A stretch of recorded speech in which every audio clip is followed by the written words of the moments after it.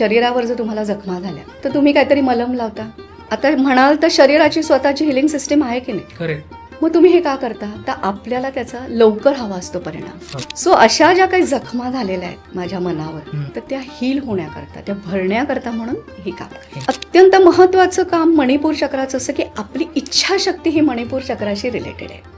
हा जो गळा आहे ह्याच्यामधलं जे विशुद्धी चक्र आहे त्याची विशेष शुद्धी झाल्यानंतर जेव्हा वर जातं ना सगळ्या व्हायब्रेशन, तेव्हा क्लॅरिटी असते. एनर्जी इन मोशन म्हणजे इमोशन. एक दिवस माझ्या कानात आवाज आला की अगं तुझं आणि माझं नातं या जन्माचं नाही आहे, अनेक जन्मापासून आहे. त्यामुळे आज मी तुला तुझ्या कानात दीक्षा देतो, अनुग्रह देतो. सगळ्यात महत्वाचं काय होतं माहितीये, जेव्हा एखादी वाईट घटना तुमच्या बाबतीत घडते किंवा तुम्ही एखाद्या सातत्याने अपयश येतं ना, तुम्हाला तुमचा स्वतःकडे बघण्याचा दृष्टिकोन पहिला बदलतो, नेगेटिव्हली बघायला. हा, अर्थातच ही जी आपली मेडिटेशन्स आहेत ना, ही नुसती ऐकून सुद्धा काम करतात. हा, हे सगळ्यात महत्वाचा पॉइंट आहे. हा, शांतता, स्थिरता, आत्मविश्वास या भावनांची ऊर्जा भरून वाहू दे. अहिरा अहिरा अहिरा.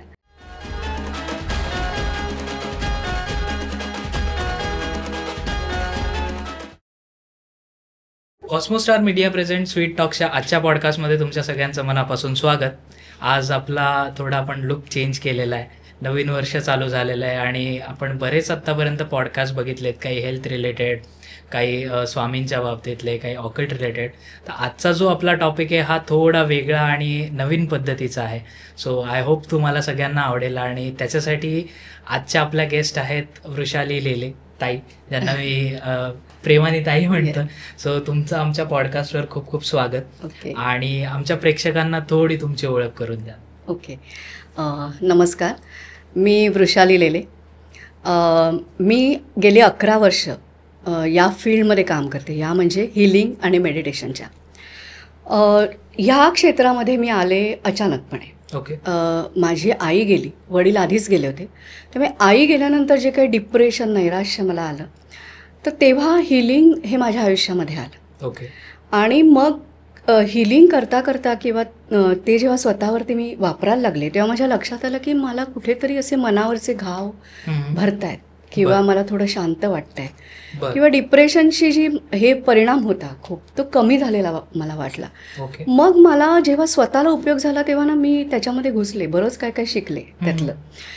आणि मग मला असं वाटलं की अरे ही किती छान पद्धती आहे हिलिंग, आणि तर हे लोकांपर्यंत पोचलं पाहिजे. मग मला माझे गुरु गोंदवलेकर महाराज, हां, तर त्यांच्याकडनं असं हे आल्यानंतर, आदेश आल्यानंतर मी BMCतली नोकरी सोडली. 25 वर्ष केली मी. आणि मग मला असं वाटलं की नाही, ह्याचा प्रसार केला पाहिजे आणि हे जास्तीत जास्त लोकांपर्यंत पोचवायला पाहिजे. म्हणून हिलिंग सेंटर मी स्थापन केलं आईच्या नावाने. आईचं नाव होतं निर्मला जोशी. सो त्याचं मी सेंटर निर्मल विसावा, म्हणजे इथे आलेल्या प्रत्येकाला विसावा मिळावा, मेंटली फिजिकली तो एकदम काम व्हावा, अशा याने हे नाव दिलं आणि सुरू केलं सेंटर 2014मध्ये. सो जवळजवळ 10 वर्ष झालेली आहेत. आणि 2019मध्ये असं झालं, मी अनेक वेगवेगळ्या प्रकारचं शिक्षण घेतलं. म्हणजे मी प्राणिक हिलिंग शिकले, मी रेकी शिकले, सिकिम शिकले, मॅग्निफाईड हिलिंग, बरंच काय काय शिकले. आणि सगळ्यात महत्त्वाचं शिकले म्हणजे टॅरो रिडिंग.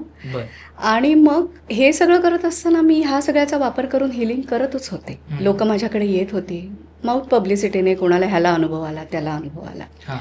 2019मध्ये अक्कलकोटला मी जात असताना मला असं सतत कानामध्ये इहारा म्हण इहारा, अहिरा म्हण अहिरा असं ऐकायला यायला लागलं. मग मला ना खरं सांगायचं तर गोंदवलेकर महाराजांमुळे ना मला कानामध्ये ऐकू येण्याची एक सवय झाली होती.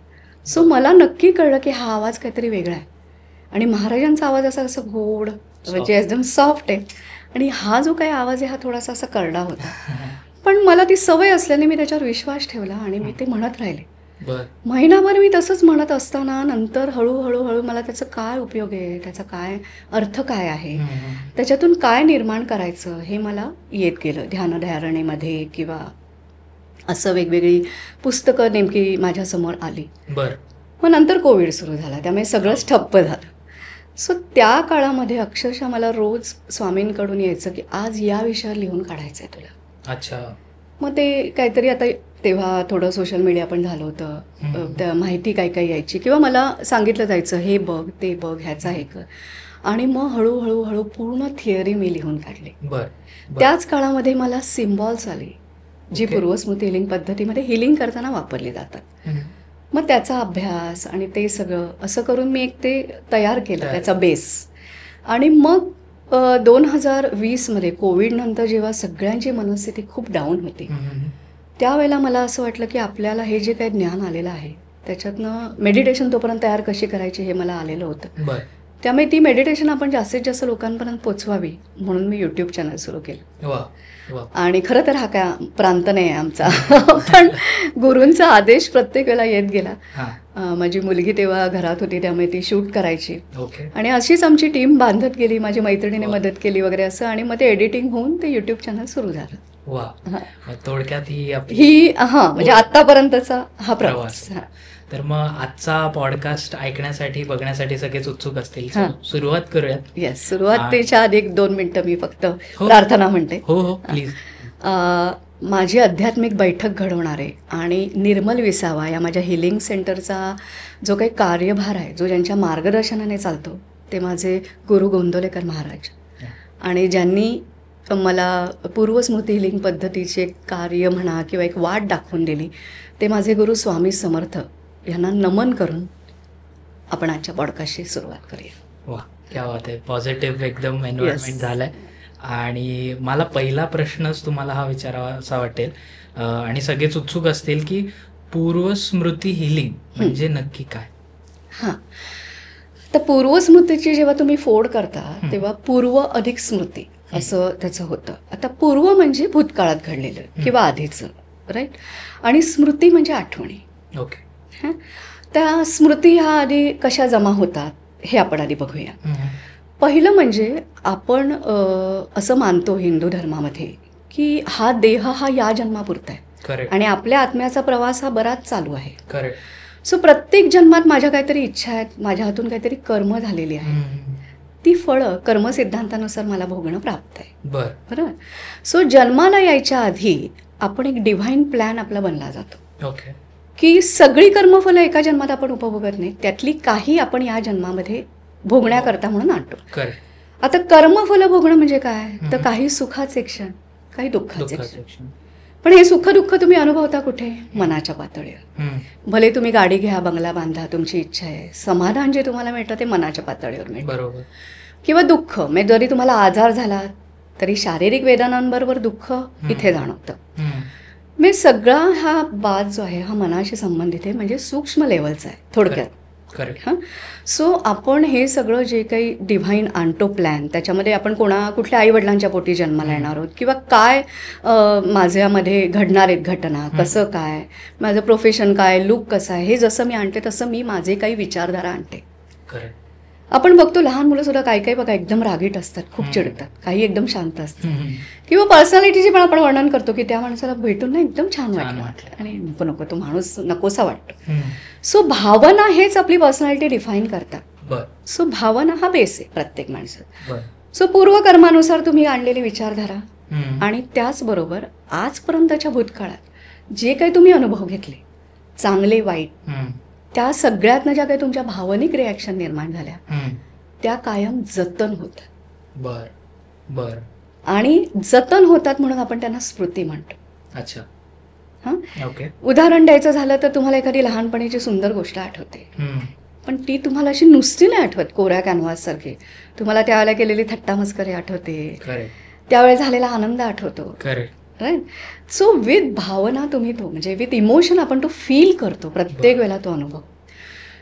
मग आता आपल्याला ही पूर्वस्मृती हिलिंग पद्धती काय देते, तर ही आपलं जे सॅच्युरेशन झालेलं आहे ते आपल्याला कमी करायला मदत करते. मग ज्यात चांगले सुखाचे क्षण आहेत ते तर आपल्याला कायम प्रेरणा देतात, स्ट्रेंथ देतात. मग आपल्याला काम कशावर करायचं आहे, तर ज्या निगेटिव्ह गोष्टी माझ्या आयुष्यात घडल्या आहेत, अचानक घडल्या आहेत किंवा अपयश आलंय किंवा एखादा माझ्या जवळचं माणसाचं निधन झालंय किंवा मी बिझनेस करतोय किंवा माझ्या करिअरमध्ये मला सक्सेस मिळत नाही म्हणून मला पुन्हा पुन्हा त्याच एका अनुभवाला सामोरं जायला लागतंय. सो हे जे मी सतत घेतो त्याचं माझ्या मनात भावनिक प्रतिक्रिया सतत उमटत असतात. हो हो बरोबर आहे. करेक्ट. सो ती एक ऊर्जा आहे, भावनिक ऊर्जा. समीर, जेव्हा ती निर्माण होते तेव्हा ती जात नाही, नष्ट होत नाही. बर. एनर्जीच्या नियमानुसार आपण ती ट्रान्सफॉर्म करू शकतो. करेक्ट. राईट. मग आता ही कुठे जाते, तर सूक्ष्म रूपाने आपल्या सूक्ष्म देहामध्ये ती असते. म्हणजे आपले जी 7 चक्र आहेत त्यामध्ये, त्या ऊर्जेमध्ये याचा परिणाम होतो. त्याचप्रमाणे स्थूल पद्धतीने आपल्या शरीराच्या प्रत्येक पेशींना जी सेल मेमरी असते त्याच्यामध्ये या रिॲक्शनची नोंद होते. बर. त्याच्या ज्या ध्वनी लहरी, ज्या स्पंदनं निर्माण होतात, फ्रिक्वेन्सीज, त्या त्याच्यामध्ये हे होतात. बर. सो अशा रीतीने त्याचा इम्पॅक्ट हळूहळू तुमच्या मनावर, तुमच्या व्यक्तिमत्वावर, तुमच्या आयुष्याच्या निर्णयावर व्हायला लागतो. आणि सगळ्यात महत्त्वाचं तुमच्या शरीरावर. Okay okay. सो मग मला त्याचं डिटॉक्सिफिकेशन केलं पाहिजे. जी साठवणूक झालेली आहे त्याचा जर निगेटिव्ह परिणाम माझ्या आयुष्यावर होतोय तर मला ते कमी केलं पाहिजे. बरोबर. त्याच्याकरता ही पूर्वस्मृती हिलिंग पद्धती तुम्हाला हे करते. ओके. थोडक्यात ही तुमचं निगेटिव्ह इमोशनल एनर्जी काढून टाकून त्या ठिकाणी पॉझिटिव्ह इमोशनल एनर्जी स्टोअर करायला किंवा रिप्लेस करायला मदत करते. अशी पूर्वस्मृती हिलिंग पद्धती. कारण मागचे घाव, आता साधं तुम्हाला परत एकदा सांगते की शरीरावर जर तुम्हाला जखमा झाल्या तर तुम्ही काहीतरी मलम लावता, राईट, किंवा तुम्ही औषधं घ्या. आता म्हणाल तर शरीराची स्वतःची हिलिंग सिस्टीम आहे की नाही, मग तुम्ही हे का करता, तर आपल्याला त्याचा लवकर हवा असतो परिणाम, ती लवकर. सो अशा ज्या काही जखमा झालेल्या आहेत माझ्या मनावर, ज्या कदाचित मला जाणवत नाहीत, तर त्या हील होण्याकरता, त्या भरण्याकरता म्हणून हे काम करतो. बर. पुढे जाताना तुम्ही मगाशी जो उल्लेख केला की अक्कलकोटला जाताना असं आपण म्हणत की स्वामींनीच तुम्हाला ते 2 बीज मंत्र दिले, आहारा, इहारा आणि अहिरा. तर ह्याचा अर्थ नेमका काय? बेसिकली कुठल्याही सूक्ष्म लेव्हलवर काम करण्याकरता, म्हणजे आता ही जी मी म्हटलं तसं की ह्या स्मृती आहेत, या सूक्ष्म रूपामध्ये आपल्या ह्याच्यामध्ये आहेत, आपण त्या बघू शकत नाही. जसं घराचा कोपळा जर एखादा खराब असेल तर आपण तिथे फिजिकली जाऊन साफसफाई करू शकतो. पण हे जे सॅच्युरेशन झालेलं आहे, ज्याचा नकारात्मक परिणाम माझ्या सगळ्या आयुष्यावर होतोय, तर ते मला साफ केलं पाहिजे किंवा ते डिटॉक्स केलं पाहिजे. तर आता ह्याच्याकरता माध्यम काय आहे, तर ध्वनी. जे ध्वनीचं निर्माण कशात नव्हतं, शब्द. आपण विचार करतो म्हणजे काय करतो, आपण स्वतःच्या मनाशी शब्दामधनं कॉन्व्हर्सेशन करतो. राईट. सो पॉवरफुल शब्द, म्हणजे आपल्याला आता हिंदू धर्मामध्ये मंत्र, त्याची पॉवर, ह्या सगळ्याविषयी माहिती आहे, त्यामुळे मी वेगळं काही त्याच्यावर आता सांगत नाही. तर हे 2 बीज मंत्र आहेत आणि ह्याचा म्हणजे ह्याच्यावरती तयार झालेले जी मेडिटेशन्स आहेत किंवा ह्याच्यावर तयार झालेला जो जप आहे, जो तुमच्या प्रॉब्लेम करता खास तयार केला जातो, त्याचा वापर करून तुम्ही त्या सूक्ष्म एनर्जीमधून निगेटिव्ह एनर्जी काढून टाकता आणि पॉझिटिव्ह एनर्जी तिकडे रिप्लेस करता. तर ह्याच्यातला पहिला शब्द आहे इहारा. इहाराचे जे आपण शब्द बघितले तर ई अधिक हा अधिक रा, हा झाला इहारा. आणि इहारा आपण समजून घेऊ, मग पुढच्या ह्याच्याकडे जाऊ. ई म्हणजे संस्कृतमध्ये जाणे. दुसरं, जेव्हा हा असा उच्चार तुम्ही कराल ना, तुम्हाला बेंबीपासून इथून काहीतरी असं बाहेर फेकल्याची जाणीव होते. बरोबर. उच्चाराबरोबर. आणि रा हा शब्द एनर्जीशी रिलेटेड आहे. सो इहारा इहारा इहारा असा जप मी जो तयार करते त्याच्या शेवटी हे आपण म्हणतो. जसं कॉम्प्युटरला तुम्ही जेव्हा डिलीट म्हणता, तो डिलीट करून टाकतो. तसं जेव्हा तुम्ही इहारा इहारा इहारा म्हणा, तुमच्या तिन्ही लेवल, म्हणजे फिजिकल लेवलवर, सूक्ष्म लेवलवर आणि तुमच्या सोल लेवलवरचं, ती सगळी इमोशनल एनर्जीमधनं ती निगेटिव्ह एनर्जी निघून जाते. दुसरा शब्द आहे अहिरा. ह्याच्या संस्कृत शब्दाचा अर्थ बघायला गेलं तर म्हणजे आरंभ. ही असं जेव्हा तुम्ही म्हणता तेव्हा आत घेता श्वास. आणि रा म्हणजे अर्थातच परत एनर्जी. संस्कृत भाषेचं हे वैशिष्ट्य आहे की त्याच्यामध्ये एकतर कुठलं तरी तत्व असतं, ती अतिशय प्रिसाईज असते, आणि त्याच्या उच्चारणातून ज्या व्हायब्रेशन निर्माण होतात त्याचा आपण आपल्या सगळ्या एनर्जी फील्डवर परिणाम होतो. त्यामुळे हे 2 बरोबर ते संस्कृत शब्द आहेत. ओके. आता ह्याचा थोडा अजून सखोल अर्थ बघायचा झाला तर हा शब्द हा विशुद्धी चक्राच्या जो बीजमंत्र आहे त्याच्याशी रिलेटेड आहे. आणि सगळ्यात महत्वाचं रा हा शब्द, रम हा जो मणिपूर चक्राचा बीजमंत्र आहे त्याच्याशी रिलेटेड आहे. बरं. मणिपूर चक्राच्या नावातच त्याचं वैशिष्ट्य आहे. मणी, मुकुटमणी आपण म्हणतो तसं. मणिपूर चक्राचं महत्व असं आहे की मणिपूर चक्र हे नाभी चक्र म्हणलं किंवा त्याला सूर्यचक्र म्हटलं जातं. तिथे तुमच्या एनर्जी सगळ्या शक्तीवरती कंट्रोल या ह्याच्यावरनं हे होतो, राखला जातो.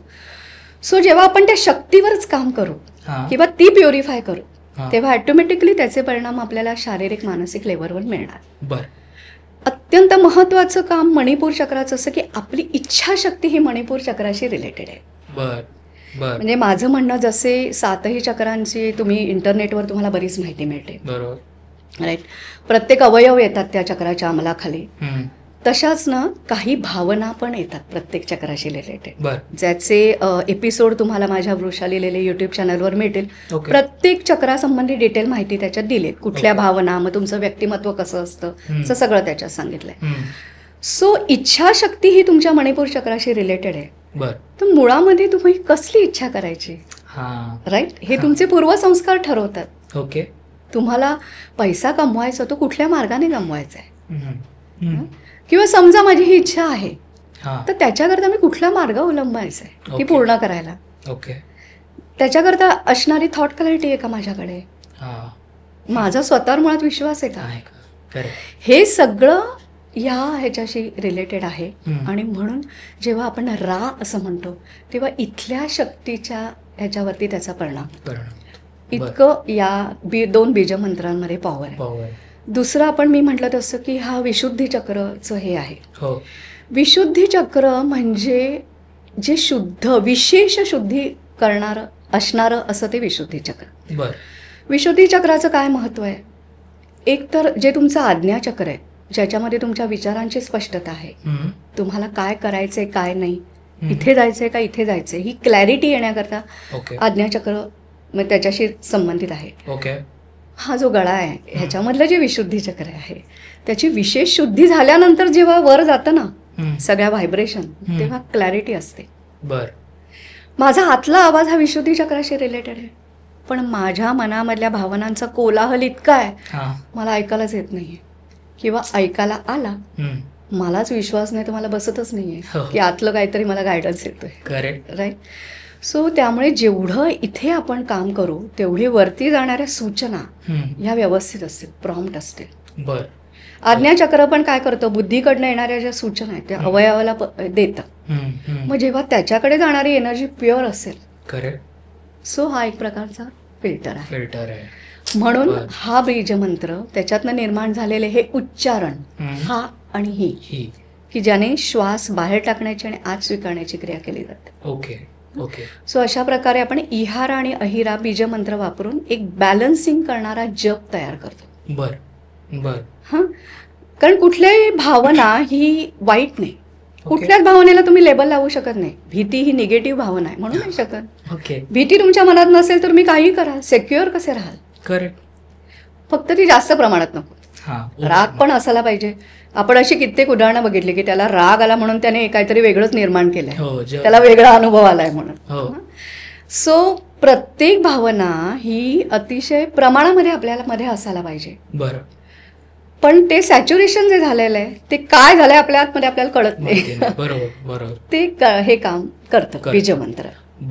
पण मग हा तुम्ही एक जो जप तयार करून देता हा किती वेळा म्हणायचा असतो, काय म्हणायचा असतो, किंवा मग आता तुम्ही सांगितलं संस्कृत, सो लोकांना असं वाटू शकतं की संस्कृत म्हटल्यावर मग हा खूप असा काय म्हणतात क्लिष्ट शब्द असणार, तर मग ह्याचं कसं असतं, किती वेळा म्हणायचा, काय म्हणायचं?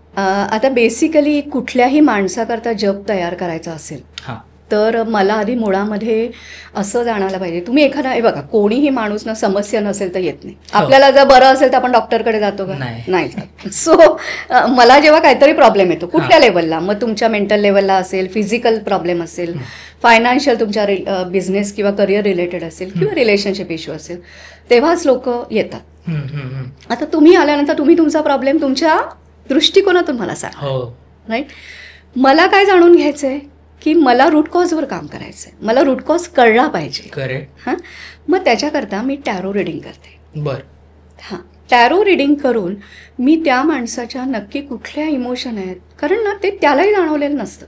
बरोबर बरोबर. तर आपण अशी किती माणसं बघितली बघा, उगीच चिडचिड करतात.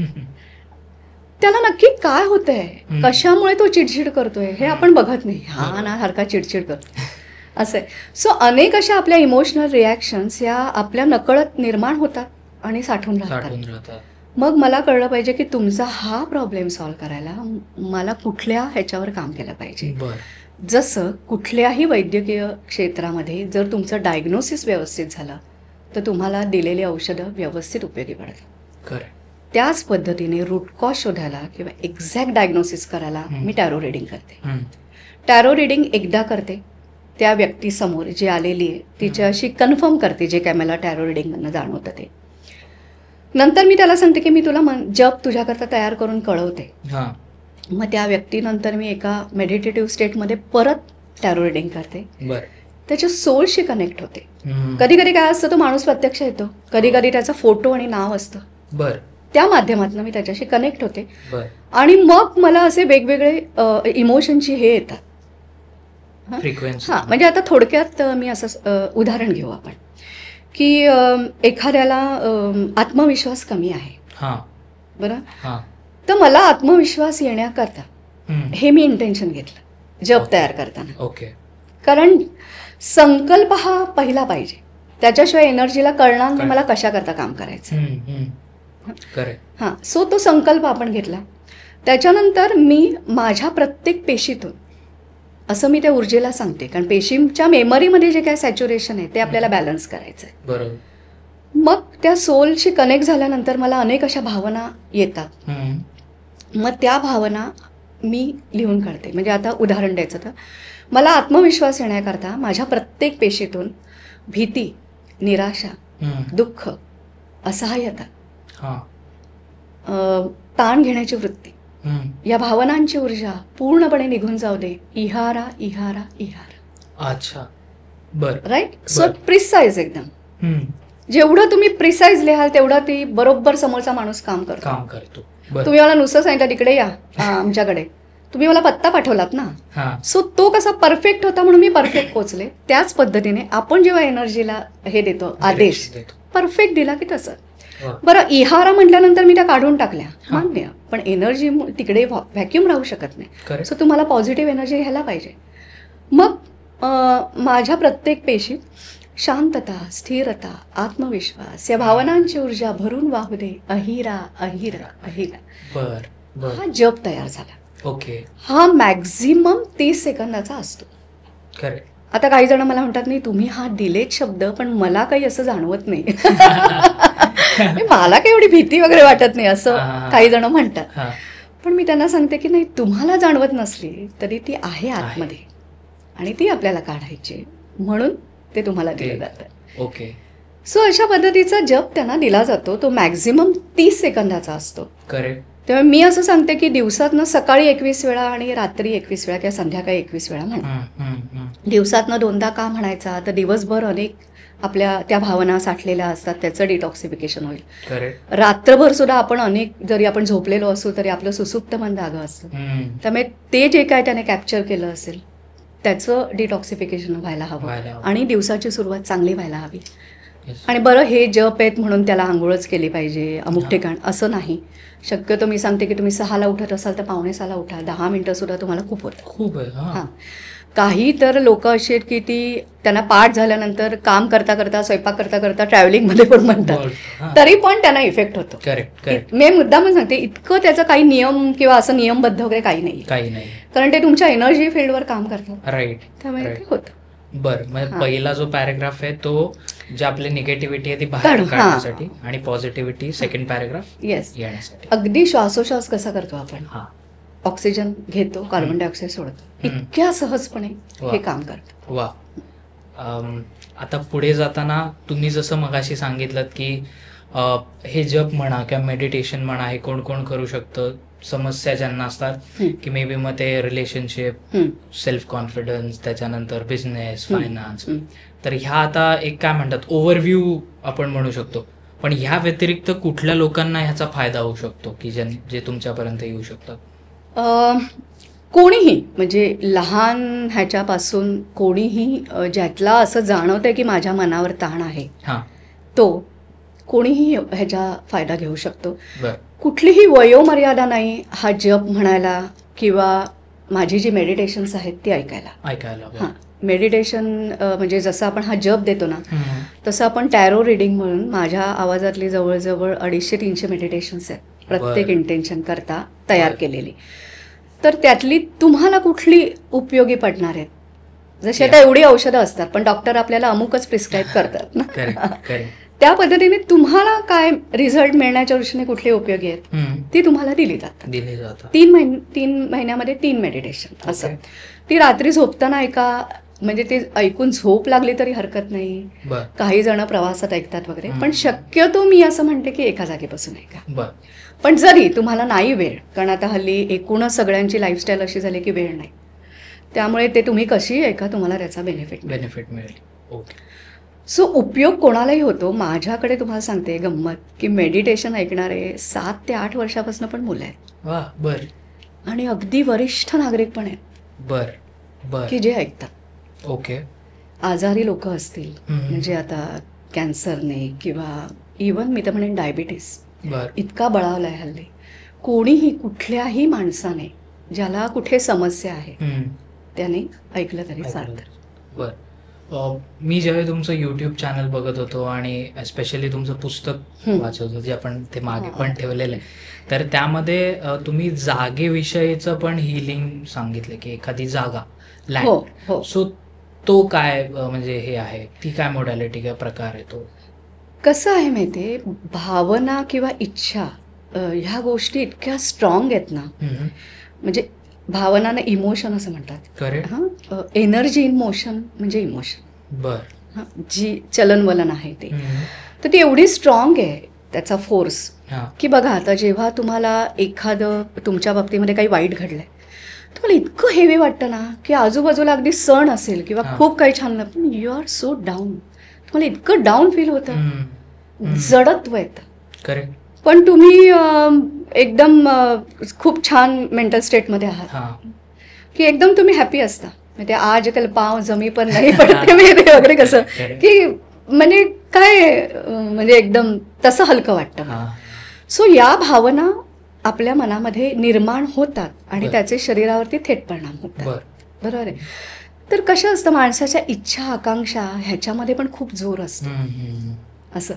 ओके. तर त्यामुळे ह्या भावना प्रत्येक व्यक्तीशी जशा निगडीत आहेत तशा एखाद्या वस्तूशी, एखाद्या प्लॉटशी, एखाद्या वास्तूशी अशा पण निगडीत असतात.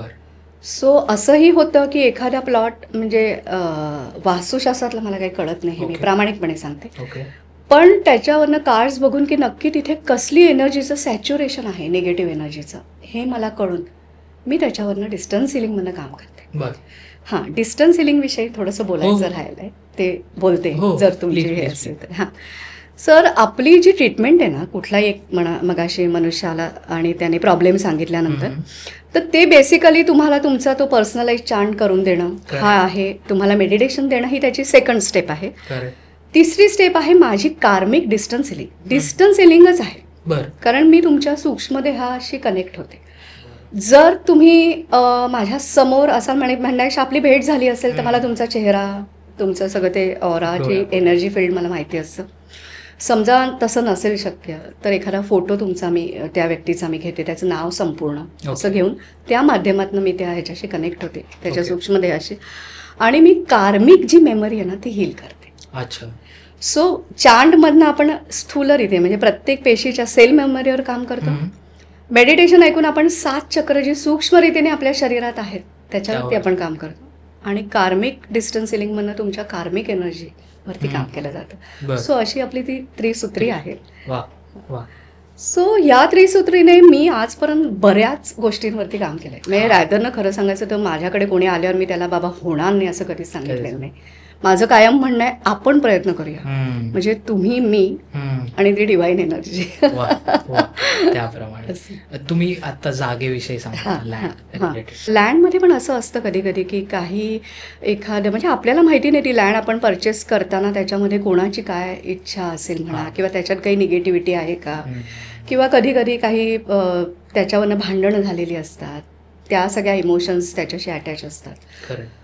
सो मग जसं आपण म्हणतो ना की माणसाचं नशीब असतं तसं त्या लँडचं पण एक काहीतरी एनर्जी असते. हां, तर मग ती शुद्ध करण्याकरता मी हिलिंगमधनं काम करते. ओके असं. बरं, तुम्ही डायबिटीज आणि कॅन्सर रिलेटेड पण आत्ता सांगितलं. सो ह्या काय म्हणतात पूर्ण ट्रीटमेंटचा किंवा मग हिलिंगचा, जपाचा यावर कसा परिणाम होतो हेल्थ रिलेटेड आपण?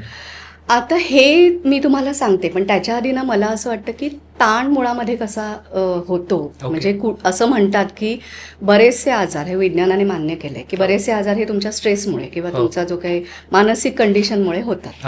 बरोबर. तर ह्याच्यामध्ये ना 2 मुख्य पॉईंटकडे मला लक्ष वेधायचंय.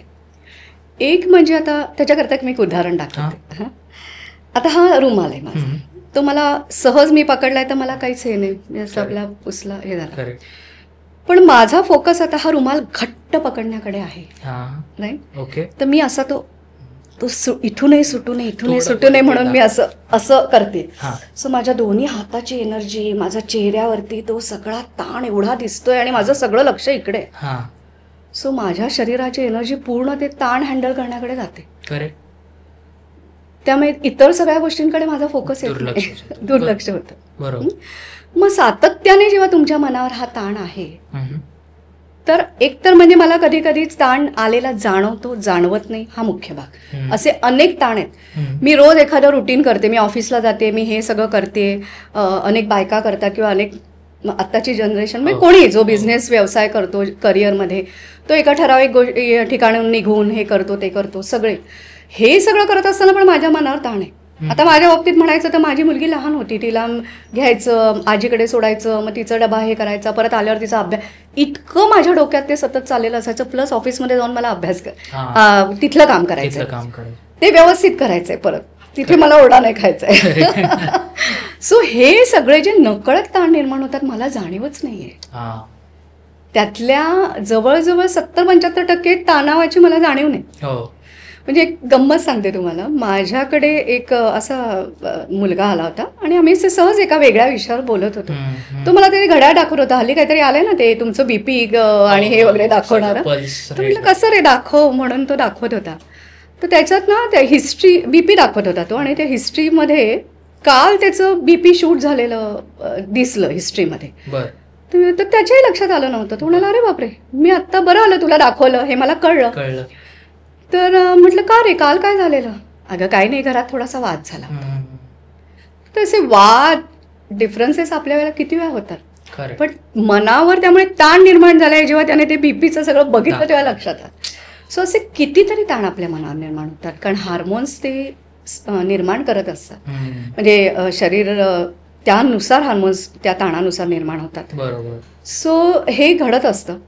आणि दुसरी गोष्ट म्हणजे की आपण एखाद्या गोष्टीची चिंता करतोय हे आपल्या लक्षात येत नाही, आणि मग ॲटोमॅटिकली हे सगळे जे ताण असतात ते शरीरात कुठेतरी सॅच्युरेट होत राहतं आणि त्याचं रूपांतर व्याधीमध्ये होतं. बरं, साधं तुम्ही स्ट्रेसमध्ये असाल तर तुम्हाला गॅसेस होतात, ॲसिडिटी होते, हे तर कित्येक वेळेला आपण अनुभवलेलं आहे. राग आला की आपल्याला थरथर थरथर होतं. इमिजिएट ती भावना आपल्या शरीरावरती परिणाम करते. मग असे बरेच दिवसांचे, बरेच वर्षांचे जर ताण आपल्या मनावर असतील तर ते कुठल्या तरी व्याधीच्या रूपाने बाहेर पडतात. 100%. त्यामुळे परत जेव्हा व्याधी, असं कॅन्सर म्हणा, डायबिटीस म्हणा सारखे असे किंवा काही लोक येतात आजाराकरता येणारे, तर त्याच त्यांच्या ज्या साठलेल्या भावना आहेत त्यांचं डिटॉक्सिफिकेशन मी करते. अच्छा. कारण व्याधी झाल्यानंतर, आजार झाल्यानंतर 2 प्रकारे माणसाच्या मनावर ताण असतो. हा. एक जो आधीपासून चालत आलेला आहे आणि जो व्याधीचं कुठेतरी एक कारण असू शकेल. दुसरं, तो आजार मला झालाय या भावनेने जो काही मनावर त्याच्या ताण असेल. कारण लिमिटेशन्स येतात खाण्यापिण्यावरती, वागण्यावरती, किंवा वेदना होतात त्याच्या. अगदी काही जणांना ऍक्सिडेंट झालेले असतात, खूप लॉंग रिकव्हरी असते. इतरांचं रुटीन सगळं चालू असतं, पण तो बिचारा तिकडे पडलाय आणि त्याचं सगळं चाललंय. सो त्यावेळेला सुद्धा मनावर ताण येतात. मग ह्या सगळ्यातनं तुम्हाला जाण्याकरता जी मेंटल स्ट्रेंथ लागते ती ह्याच्यातनं वाटते. सो मी असं म्हणते की ही meditations will help you to be stable, किंवा तुमची मेंटल स्ट्रेंथ वाढण्याकरता तुम्हाला मदत करते. क्युअर असा शब्द मी वापरत नाही, but it will try to control. Emotional detox. Exactly. Yes. ताई, तुम्ही सुरुवातीला सांगितलं की एकतर तुम्ही गोंदवलेकर महाराजांचं म्हणजे तुमचे गुरु आहेत असं आपण म्हणूयात, आणि स्वामींकडून तुम्हाला हे बीजमंत्र मिळालं. तर परत आपण त्या टॉपिककडे येऊया. ते कसं मिळालं, काय मिळालं, याविषयी थोडं परत एकदा तुम्ही सांगाल. गोंदवलेकर महाराजांचं खरं सांगायचं तर म्हणजे मी BMCत काम करत होते आणि आमचं मालाडला लिबर्टी गार्डनला ऑफिस आहे. तर मालाडला स्टेशन जवळच महाराजांचा मठ आहे. तर माझ्या एका मैत्रिणीने मला तिथे नेलं. साधारण 90 साली मी लागले. सो मला वाटतं 91-92चा सुमार असेल, तर मला एक्झॅक्ट साल आठवत नाही. आणि मी तिथे मठामध्ये गेले आणि महाराजांचा फोटो बघितल्यावर मला असं वाटलं की अरे मी त्यांना ओळखते, एक काहीतरी असेल. आणि मला एकदम असं वेगळं आणि छान शांत वाटलं. तर मग तेव्हापासून एक ती अशी एक ओढ लागली आणि मग मी तिथे जायचे.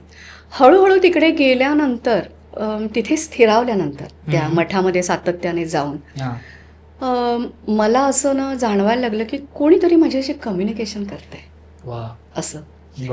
आधी सगळ्यात गंमत अशी असते ना आपली, मी लहानपणापासून गणपतीचं करायचे, तर त्यामुळे ओम गम गणपते नमः असं सतत मी म्हणायचे. तर महाराजांकडे गेल्यावर पण मी अगदी प्रामाणिकपणे सांगितलं, महाराज तुम्ही श्रीराम जयराम जय जयराम म्हणायला सांगता, पण मी मात्र आपलं गणपतीचंच म्हणेन, कारण मला त्याची सवय लहानपणापासून. असं मी आपलं त्यांना नेहमी सांगत असे. एक दिवस माझ्या कानात आवाज आला की अगं तुझं आणि माझं नातं या जन्माचं नाही आहे, अनेक जन्मापासून आहे.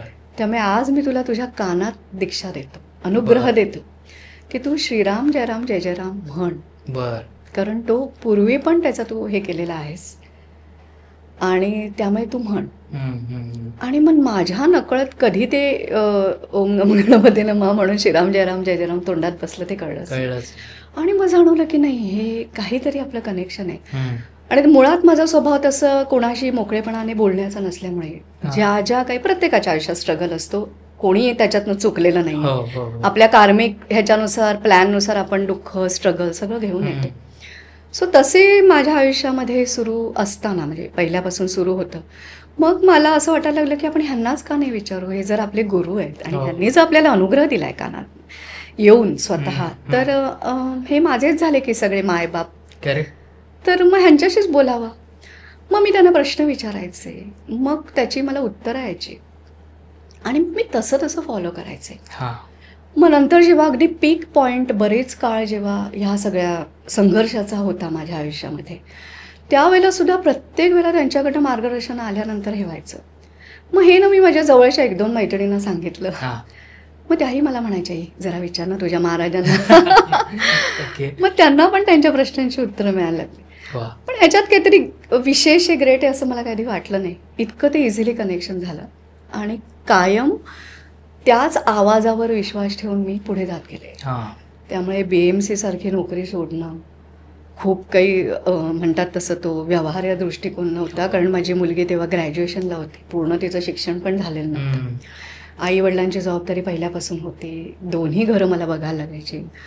मिस्टर होते पण ते कायम फिरस्तीच्या नोकरीवर असल्यामुळे सगळ्या जबाबदाऱ्या होत्या. ह्या सगळ्यामध्ये जे वेगवेगळे प्रकारचे ताण, बरं सासूबाई, आई, बाबा ह्यांचे प्रत्येकाचे हेल्थ इश्यू, ते सगळे मॅनेज करायचे, मुलीचा अभ्यास मॅनेज करायचा वगैरे वगैरे, माझं ऑफिसचं काम, जाणं येणं, हे सगळं करताना मी तो प्रचंड वेगवेगळ्या स्ट्रेसमधनं गेले होते.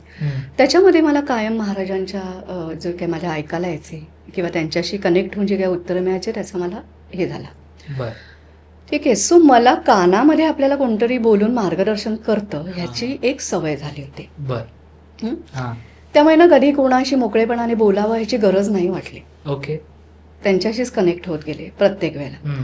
त्यामुळे जेव्हा त्यांच्याकडून आलं की आता नोकरी सोड आणि ह्याला वाहून घे, तेव्हा कुठलाही विचार नाही केला, व्यावहारिक नोकरी सोडली आणि टोटली या ह्याच्यामध्ये झोकून दिलं. कारण ही हिलिंग ही पद्धत अशी आहे ना की तुम्हाला खूप उपयोगी पडते. पण सगळी सुरुवात ही शेवटी तुमच्या मनापासून होते. अगदी. त्यामुळे मन चंगा तो कसोटी मी काका असं असल्यामुळे ते एकदा असंच माझ्याकडे मग लोक यायची, माउथ पब्लिसिटीने यायची. कारण ह्याच्यामध्ये विश्वास हा भाग असल्यामुळे मला उपयोग झाला तो ह्याला सांगायचा, त्याला सांगायचा, असं करत लोक येत गेली. ओके. आणि मग त्याच्यामध्येच येणार एक असं व्यक्ती होती जे मला म्हणाले की मी तुम्हाला अक्कलकोटला जाऊया, आपण जाऊया. तर जशी आमची गाडी अक्कलकोटला वळली तसं मला एक असं थोडासा करडा आवाज, असं थोडा स्वामी म्हणजे महाराजांचा आवाज कसा सॉफ्ट आणि हे, तर तसं मी एक थोड्या करड्या आवाजात इहारा म्हण इहारा, अहिरा म्हण अहिरा असं ऐकायला आलं. पण मी त्याच्यावर लगेच विश्वास ठेवला कारण मला ती आधीपासूनची सवय होती आणि मग मी ते फॉलो करत गेले. त्यामुळे कधी मला सुचलं नाही की ह्याचं पुढे काय करायचं किंवा काय करायचं, तर मी ध्यानाला बसायचे, नामस्मरणाला बसायचे. सद्गुरूंची मानसपूजा गोंदवलेकर महाराज नेहमी सांगतात की मानसपूजाने तुम्ही तुमच्या दैवताशी कनेक्ट होऊ शकता. ते सोपं माध्यम आहे, आपल्यासारख्या प्रापंचिकांना, सर्वसामान्य लोकांना जमणारं ते आहे. करेक्ट. की त्याच्यामध्ये मनाची कल्पना शक्ती वापरतो आपण आणि कल्पनेने आपण मन असं म्हणतो की आहेत समोर, मी त्यांचे पाय धुतोय, मी त्यांची पूजा करतोय, अशी ती मानसपूजा. सो त्याच्यामधनं मला काही काही उत्तरं मिळत गेली आणि मग ही थिअरी मी लिहून काढली. म्हणजे अदरवाईज ह्याच्याशी म्हणजे भौतिक ह्याच्यातनं मला असं काही थोडी पुस्तकं माहिती मिळाली, हा ठीक आहे, पण त्याच्या आधाराने विकसित पूर्ण केवळ त्याच्यावर केली, कानामध्ये ऐकायला येणार ह्याच्यावर आवाजावर. आणि इवन हे जे पुस्तक मागे दिसतंय ते दशकपूर्ती म्हणजे आमची सेंटरला 10 वर्ष पूर्ण झाली. तर त्या आमच्या सगळी टीम आहे महिलांची, सगळ्या अशाच जोडल्या गेलेल्या आहेत या सगळ्या ह्याच्यातनं. तर त्यांची मी मीटिंग घेतली की आपण काय करूया, तुम्हाला काय वाटतं वगैरे असं विचारायला. ती तारीख होती 10 डिसेंबर. ओके. पण तेव्हाही मला पुस्तक लिही वगैरे आज्ञा आली नव्हती, त्यामुळे त्या मीटिंगमध्ये पण आमचं काही डिस्कस झालं नाही. ओके. ओके. कालांतराने 25 डिसेंबरला दत्त जयंती होती. त्या दिवशी मला असं आलं पुस्तक लिहायला घे, असं म्हटलं पुस्तक आत्ता आपण 11 फेब्रुवारीला हे करायचंय म्हणजे पूर्ण होतंय. 11 फेब्रुवारी म्हणजे 23 जानेवारी 2024ला 10 वर्ष पूर्ण झाली आणि कार्यक्रम आम्ही फेब्रुवारीत करायचा ठरवलेला. तर म्हटलं 11 फेब्रुवारीला आणि आत्ता 25 डिसेंबर. पण खरंच म्हणजे सूक्ष्मातलं जग म्हणा किंवा सद्गुरूंची ताकद नाही वेगळीच आहे, आपण त्याची कल्पना करूच शकत नाही. 21 दिवसात मी 90% पुस्तक लिहिलं होतं. बापरे. सलग पण 21 दिवसात. बापरे. बर. ते लिहिलं आणि ते 216 पानी पुस्तक आहे. मग त्याचं नंतर एडिटिंग आणि हे सगळ्या माझ्या मैत्रिणी तशी माणसं पण मला महाराजांनीच मिळवून दिली. ते होऊन 11 फेब्रुवारीला ते प्रकाशित पण झालं. त्याचं नाव आहे समृद्धी एक भावना. कारण समृद्ध तुम्हाला वाटणं किंवा तुम्ही समृद्धी जी अनुभवता ना ती मनाच्या पातळीवरच अनुभवता. खरं. तुमची इच्छा पूर्ण झाली, मग गाडी घ्यायची असो, बंगला घ्यायची असो, एखादं यश मिळवायचं असो, जे समाधान किंवा जी परिपूर्णता तुम्हाला जाणवते ती मनाच्या पातळीवर जाणवते. बरोबर. तेव्हा समृद्धी एक भावना आहे. मग ती जर मिळवायची असेल तर ज्या कमतरता आहेत ना आपल्या मनामध्ये त्याच्यावर आपल्याला काम केलं पाहिजे. खरं. कमतरता कशामुळे निर्माण होते? मनावर येणाऱ्या ताणांमुळे, विचारांमुळे. असा तो प्रवास आहे महाराज आणि स्वामींचा. आणि जनरली माझ्याकडे येणारी माणसं पण अशी असतात की जी गोंधलेकर महाराजांना मानणारी असतात किंवा स्पिरिच्युअल कुठल्या तरी गोष्टी करणारी असतात किंवा स्वामी बरोबर अशा लोकांना कुठून तरी कनेक्ट होऊन पाठवतात. असं म्हणजे ती लोक येऊनच मला सांगतात की आम्ही सहज तुमचं युट्यूब चॅनल आमच्या समोर आलं आणि किंवा आम्ही एखादं तुमचं पुस्तक वाचलं असे म्हणून पण कनेक्ट झालेले लोक आहेत. वा. आपण आधी जेव्हा भेटलो पॉडकास्टच्या आधी, त्यावेळी तुम्ही मला बऱ्याच गोष्टी एक्सप्लेन करून सांगितल्या, ज्याच्यामध्ये एक पार्ट होता की तुम्ही सांगितलं की आपला प्रत्येक बॉडी पार्ट जो असतो तो आपल्या कुठल्या प्रकारच्या चिंता ज्या असतात त्या तुम्हाला सांगतो. म्हणजे जसं फॉर एक्झाम्पल तुम्ही सांगितलं की लोअर बॅक जर तुमची पेन करत असेल तर याचा अर्थ की तुम्हाला पैशांची आर्थिक चिंता आहे प्रचंड. तर ते थोडं एक्सप्लेन करा. आणि अजून असे कोणते काय म्हणतात भाग आहेत की जे आपल्याला सांगू शकतील की ओके पाठ दुखतंय म्हणजे हे होतं, ते प्लीज आम्हाला. बेसिकली सगळे आपले जे अवयव आहेत ना, तर कुठले ना कुठले ताण जे तुमच्या मनावर निर्माण होतात, किंवा बेसिकली काय असतं माहिती, डिटॉक्सिफिकेशन का करायचं आधी मुळामध्ये हे आपण बघूया. तर एक तर मनावरचा ताण हलका झाल्यावरती तुम्हाला नॅचरली तुमची एनर्जी सेव्ह होते. दुसरं असं, शरीरामध्ये ज्या संभाव्य व्याधी असतील पुढे होणाऱ्या, त्या कुठेतरी आपण थांबवू शकतो. ओके. हां. तिसरं गोष्ट म्हणजे तुमचा जो फोकस आहे ना तो बदलतो. बर. हां, म्हणजे कुठल्याही गोष्टी तुम्हाला करायचे, अगदी छोटी साधी वडापाव खायची इच्छा धरा, किंवा मला करिअरमध्ये अमुक एका उंचीपर्यंत पोचायचं ही इच्छा धरा, ह्या सगळ्या करता आधी तुमचा मुळात फोकस कशावर आहे हे त्यानुसार. कारण आपल्याला आपल्या धर्मात कायम सांगितलं तुमचं इंटेन्शन काय आहे, हेतू काय आहे, हा हेतू तुम्हाला फोकसमुळे मिळतो. राईट. त्या माझ्या इच्छा पूर्ण करण्याकरता जो मला निर्णय घ्यायला लागतात, हां, ती जी माझी प्रोसेस आहे, ती निर्णय क्षमता सुद्धा या फोकसमुळे होते. म्हणजे हा मार्गाने जावं का या मार्गाने जावं, हे जे काय मला रिअलाइज व्हायला पाहिजे ते तुमचं तुम्हाला व्हायला लागतं.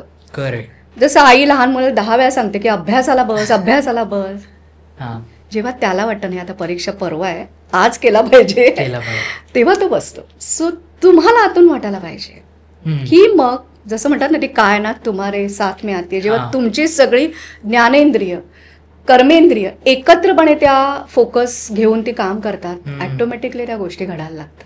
मग त्याच्यात तुमचा लॉ ऑफ अट्रॅक्शनचा नियम येतोच की, राईट. कारण तुमची एनर्जी तेवढी हे होते की तुम्ही ते अट्रॅक्ट करायला लागता. मग कसा फायदा होतो, तर तशी काही मार्ग तुम्हाला मिळतात ज्याची तुम्हाला माहिती नसते. कोणीतरी असा योग्य व्यक्ती भेटतो की जो तुम्हाला पुढे नेईल, किंवा एक अवेअरनेस येतो की अरे दरवाजा तर इकडे आणि मी आज इथे चाललोय, राईट. हा एक अवेअरनेस झाला. सो हे सगळं होतं. आणि सगळ्यात महत्वाचं म्हणजे व्याधी, त्या कुठेतरी होण्यापासून आपण कुठेतरी स्वतःचं थांबवू शकतो असं मला वाटतं. किंवा जर झाल्या असतील तर ते हँडल करण्याची क्षमता आपल्याला येते. म्हणून आपण हे सगळं डिटॉक्सिफिकेशन करायचं. आता ह्याचा परत जेव्हा आपण शरीरावरती येतो व्याधी म्हटल्यानंतर, तर प्रत्येक मनावरचा ताण हा कुठल्या ना कुठल्या तरी अवयवामध्ये सॅच्युरेट होतो. जसं आपलं हृदय आहे की जगण्यामध्ये तुमची घुसमट होते, you are not feeling insecure, किंवा आजूबाजूची परिस्थिती मला नाही आवडत आहे असं असतं ना, मग त्याचा परिणाम हृदयावरच होणार. पाठीचा कणा ज्याच्यामध्ये पूर्ण कार्मिक एनर्जी तुमची असते, तर खालचा भाग जो आहे, मी म्हटलं तसं की पैशाची प्रचंड चिंता असेल किंवा खूप टेन्शन असेल, किंवा नाही पैसा पुरत आहे किंवा कुठून आणू, किंवा अरे मी इथे देऊन फसलो, कितीतरी पैशाबाबतचे पॅटर्न आहेत चिंतेचे, ते सगळे असले तर तुमची खालची पाठ दुखते. तो ताण तिथे इफेक्ट करतो.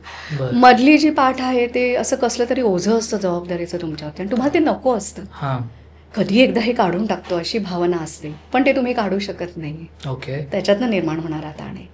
वरची जो पाठीचा भाग आहे तो असं आहे, जबाबदाऱ्या आहेत त्या तुम्हाला नको आहेत आणि त्या तुम्हाला हे करायला लागत आहेत, किंवा मी काही व्यक्त नाही केलेलं इमोशन, त्याचे ताण. त्याच्यामुळे बघा थायरॉइड होतो, घशाचं विशुद्धी चक्रावरती काम करतं की ते, किंवा डायबिटीस हल्ली जो काही झालाय, तर आता डायबिटीसमध्ये सुद्धा कसं आहे की कुठल्या तरी गोष्टीचा स्ट्रेस तुमच्या मनावर असल्यामुळे तो होतो. तर ह्याच्यामध्ये डायबिटीसमध्ये 2 शरीराचे अवयव म्हणजे स्वादुपिंड आणि यकृत.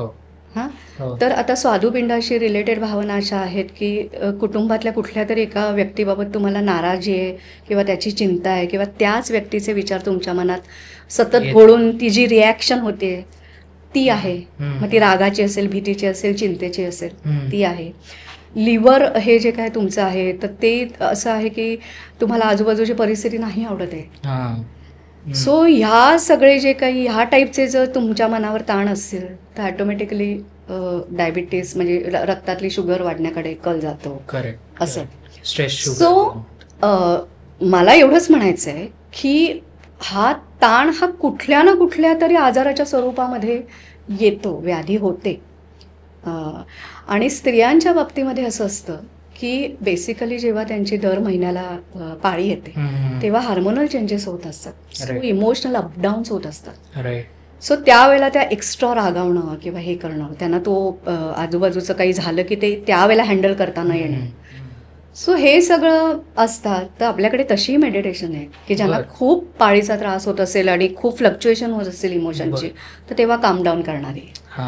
दुसरं मेनोपॉज हा बाईच्या ह्याच्यातला खूप मोठा हे आहे. आणि हल्ली असं म्हणतात पुरुषांना पण मेनोपॉज होतो वगैरे. सो मेनोपॉजच्या काळामध्ये बाईची अवस्था खूप वेगळी असते. आणि मी स्वतः या सगळ्यातनं गेल्यामुळे मला माहिती आहे ती फिलिंग्स काय असतात, ते काय ताण असतो.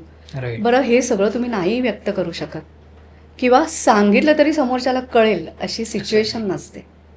मग अशा वेळेला तुम्हाला रुटीन करायचंच आहे.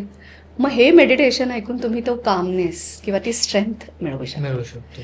सो अशा प्रत्येक स्त्रियांच्या गोष्टीवरती हे मी केलेलं आहे की त्या कधी कधी बोलू शकत नाहीत घरामध्ये, एकत्र कुटुंब असेल किंवा एखाद्या व्यक्तीसमोर, मग तो नवरा असेल, सासू असेल, सासरे जे कोण असतील, आज साठवून साठवून साठवून साठवून व्याधीपर्यंत पोचायच्या आधीच ते डिटॉक्स करा. बर.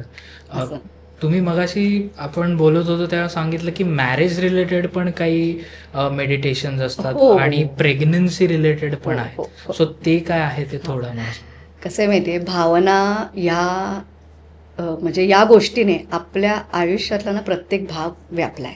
करेक्ट. राईट. मॅरेज हे तर दोन जीवांचं हे आहे, भावनिक विश्व एकत्र होणं. आता कसं असतं, अगदी पहिल्यापासून जाऊ आपण. मुळामध्ये ना हल्ली मी टेंडन्सी बघते की मुलांना लग्न करायचं का करायचं नाही ह्या गोंधळामध्ये ते असतात. राईट. सो आधी ती क्लॅरिटी येण्याकरता पण आमच्याकडे मेडिटेशन आहे. बरं. कारण असं आहे, मग ते त्याच्या कुठल्या भावनेशी रिलेटेड आहे त्या अनुषंगाने आम्ही ती थॉट क्लॅरिटी येण्याकरता देतो. ते चांगलं करण्याकरता मी एक उदाहरण देते. माझ्याकडे एक व्यक्ती आली होती आणि ती म्हणाली की मला ना म्हणजे सगळं होत आहे पण माझं लग्न नाही जमत आहे. मग सगळं काय माहिती नाही पण ते होत नाहीये, काय कारण आहे. म्हणून मी कार्ड्स असं बघितलं तर मी तिला म्हटलं की नाही, तुला ना कसला तरी स्ट्रेस येतोय किंवा तू कुठेतरी मागची अशी घटना आहे की ज्याच्याशी तुझं ते कम्पॅरिझन होत आहे किंवा काहीतरी असं. तर ती म्हणाली हो, की माझं एक रिलेशनशिप होतं आणि ते ब्रेक झालंय. तर म्हटलं अगं काय होतं माहितीये, तू नकळतपणे ना त्या व्यक्तीशी येणाऱ्या तुझ्याकडे समोर येणाऱ्या प्रपोजलशी तुलना होती तुझी, कारण तुझा कुठेतरी तिकडे अटॅचमेंट होती पण ते काही कारणाने वर्कआउट नाही झालं. सो माणसाचा स्वभाव असतो की ते आपण शोधतो नवीन मिळालेल्या गोष्टी. हे असं सगळं होतंय. तर एक तर तू पूर्णपणे ते फॉरगिव्ह कर त्याला आणि मूव्ह ऑन होण्याकरता स्वतःवर काम कर, मग तुला क्लॅरिटी येईल. सो तसं तिने केलं आणि मग नंतर तिचं लग्न जमलं, कारण तिला आतूनच वाटलं आता की now I am detach and now I am ready.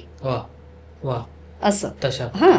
दुसरं असं की लग्न करायचं हल्ली ते बरंच काय काय आहे, म्हणजे ते प्री वेडिंग शूट, नंतर ते हा म्हणजे असं ते इंस्टाग्रामवर पोस्ट करणं वगैरे, म्हणजे मी बॅड म्हणत नाही, पण हे सगळं बाह्य हे आहे. पण मुळामध्ये दोन गोष्टी असतात, एक मुलगी किंवा मुलगा ज्याचं लग्न होणार असतं आणि त्याचे आई वडील किंवा कुटुंबीय, ह्यांच्या मनावर एक वेगळाच ताण असतो की सगळं नीट पार पडेल ना, व्यवस्थित होईल ना, जेवण व्यवस्थित होईल ना, पुरेल ना, व्हेन्यू बरोबर होईल ना, काही अडचण नाही ना येणार.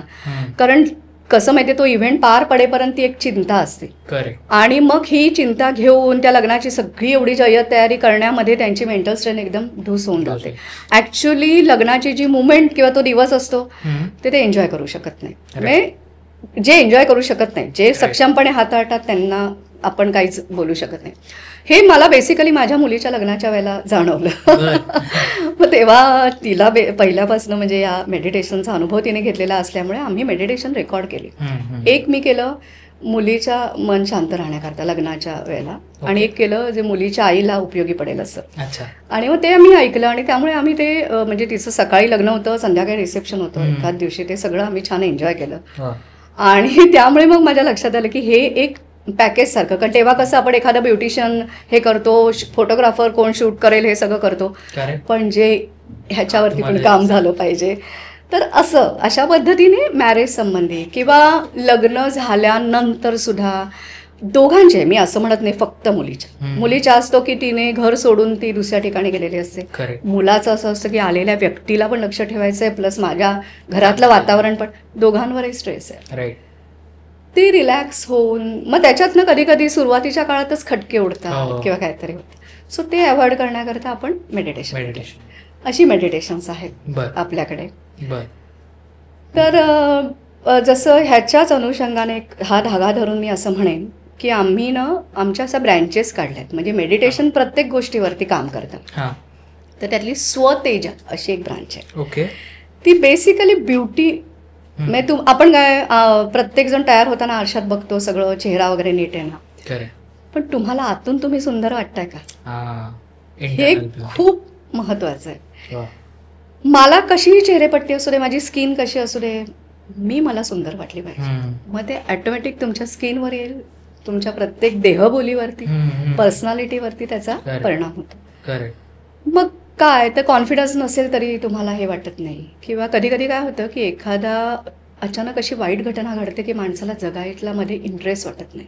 ओके. जिवलग व्यक्तीचा मृत्यू असेल, एखादं मोठं अपयश असेल, मग त्याने पण सुंदर दिसायला हवं, त्याला आतून वाटायला हवं की हे आयुष्य सुंदर आहे. राईट. किंवा आता IT क्षेत्रात बऱ्याच लोकांना प्रेझेंटेशन करता खूप तयारी करायला लागते, त्याचा स्ट्रेस एवढा असतो. ऍक्च्युअल प्रेझेंटेशनच्या वेळेला मात्र ते सगळं मग त्यांचं हे होतं. तर अशी आम्ही मेडिटेशन्स केलेली आहेत आणि त्याचा ऍक्सेस आम्ही त्यांच्या जीमेल मधून त्यांना देतो. बर. आता काही असे तुमच्याकडे अनुभव आहेत लोकांना, जे लोक आलेत आणि त्यांना फायदा झाला, मे बी ते फायनान्सेस रिलेटेड असेल, रिलेशनशिप, मनी, बिझनेस, सो ते एक आम्हाला सांगा. करिअर रिलेटेड सांगते. लग्नाच्या बाबतीतला मगाशी त्या मुलीचा मी सांगितलाच आहे अनुभव. करिअरच्या बाबतीमध्ये सांगते की माझ्याकडे कशीच मुलगी होती, सामान्य घरातली. तिने आपलं ग्रॅज्युएशन वगैरे केलं आणि ती यायची माझ्याकडे कधी काही लागलं तर बोलायला किंवा विचारायला. तर ती म्हणाली मला ना असं लोकांची सेवा वगैरे करायची, असं मला ते खूप आवडतं. तर म्हटलं ठीक आहे, पण म्हणे अगं मी BCom वगैरे झाले आणि मला आता नोकरी तर केलीच पाहिजे, कारण आता स्वतःच्या पायावर उभं राहायला पाहिजे, आईवडिलांवर किती अवलंबून राहणार. म्हणून ना तिने नोकरी वगैरे केली, पण तिच्या जो काय एक मनात होतं की मला एक सेवा करण्याची किंवा असं, तर मी तिला म्हटलं तू काहीतरी शिक किंवा असं काहीतरी कर, पण ते काही तिला आवडलं नाही, पटलं नाही. नोकरी करून तिने बघितली पण तिला ते काही जमलं नाही. ओके. ती माझ्याकडे आली. म्हटलं खरं सांगू ह्याचं उत्तर ना तुझ्याकडेच आहे की तुला कशात इंटरेस्ट आहे, राईट. मग मी तिला मेडिटेशन दिलं. आपल्या युट्यूब चॅनलवर पण आहे ते, विचारांची स्पष्टता येण्याकरता म्हणून. ती मेडिटेशन तिने सलग 2 महिने ऐकली आणि आता ती हेअर ड्रेसर आणि ब्युटिशियन म्हणून काम करते आणि शी इज व्हेरी हॅपी.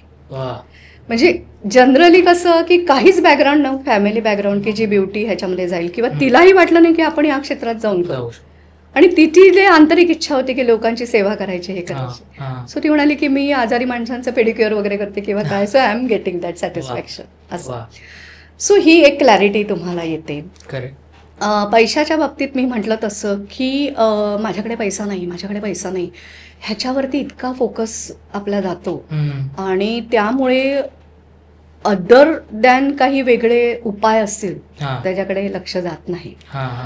सो हे सांगताना मी असं सांगते की आमचं एक ब्रँच आहे संयुक्त नावाचे, ज्याच्यामध्ये हे जे बिझनेस करणारी व्यक्ती आहे, स्त्री, म्हणजे आतापर्यंत तरी स्त्रिया माझ्याशी हे झालेल्या आहेत, काही पुरुषांच्या ह्याच्यावर पण मी केलेलं आहे करिअरवर. सो त्यांना त्या प्रकारचं मेडिटेशन, त्या प्रकारचा जप दिला जातो की पैसे अट्रॅक्ट करण्याकरता सुद्धा तुमची काही बिलीव्ह सिस्टीम असते.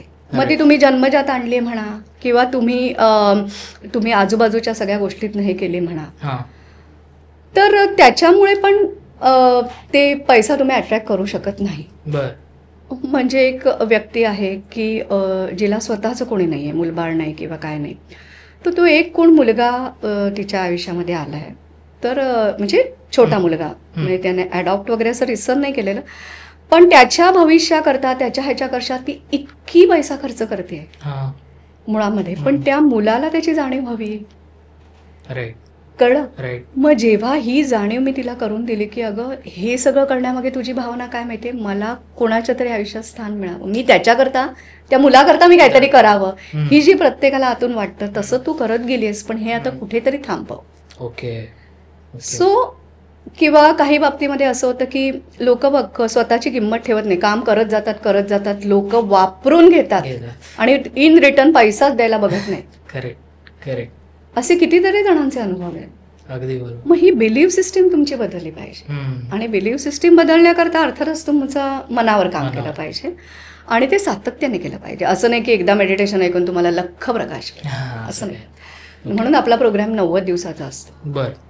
कारण हळूच मनाला सवय लागणार. सो अशा पद्धतीने तुम्हाला या बाबतीत पण असे अनुभव आहेत, बऱ्यापैकी आहेत. आता मगाशी तुम्ही आणखीन एका विषयावरती मला विचारलं, मुलं होण्याची समस्या. तर त्याच्यामध्ये आता काही जे शारीरिक त्रुटी किंवा काय बाकी जे काय असेल त्याच्यावरती काम करणारी बरीच सायंटिफिक म्हणजे डॉक्टरी उपाय आहेत. मी ह्याच्याकडे मानसिक जे काय असतील त्या दृष्टिकोनातून बघते. आता तुम्ही म्हणाल मानसिक वगैरे कसं काय क्वेश्चन त्याच्यामध्ये येतो. बेसिकली मुळातच मूल होण्याकरता तुमच्या दोघांची मनाची तयारी लागते ना ते सगळं करायला. तुम्ही रिस्पॉन्सिबिलिटी घ्यायला तयार पाहिजे किंवा तुम्हाला ती गोष्ट हवीशी वाटायला पाहिजे. मगाशी मी जे म्हटलं इच्छाशक्ती, राईट, या इच्छाशक्तीवरच वेगवेगळ्या इमोशन काम करतात. तर आता मी याही गोष्टींवरती काम करते. कसं तर माझ्याकडे एक व्यक्ती आली होती, म्हणजे उदाहरण त्याचं सांगते. तर त्या नवरा बायकोपैकी नवराला असं वाटत नव्हतं की आपल्याला मूल व्हावं, कारण त्याला असं वाटत होतं अरे बापरे जबाबदारी वाढली आहे तर मला तेवढा पैसा उभा करणं शक्य आहे की नाही. हा एक स्वाभाविक विचार आहे कोणाचाही, कोणाच्याही मनात येईल. बरं हे तो मुद्दामून करत होता का, असं पण नाही, त्याला त्याची जाणीव पण नव्हती. पण ह्या कुठेतरी इमोशनल हर्डल मला टॅरो रिडिंगवरनं त्यांच्या ह्याच्यात वाटला.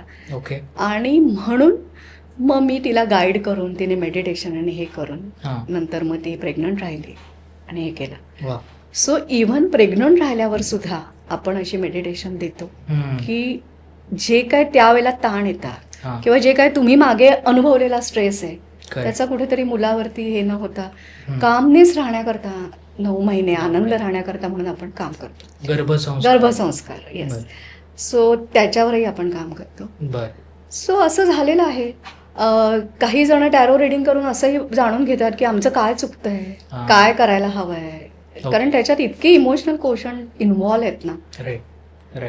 आणि आपण काय करतो माहिती, प्रत्येक बाबतीमध्ये जनरली बाह्य उपचार करण्याकडे आपली कल असतो, पण आतलं अंतरंग हे तितकंच महत्वाचं आहे. रादर ते खूप बहुतांशी जास्त रिस्पॉन्सिबल.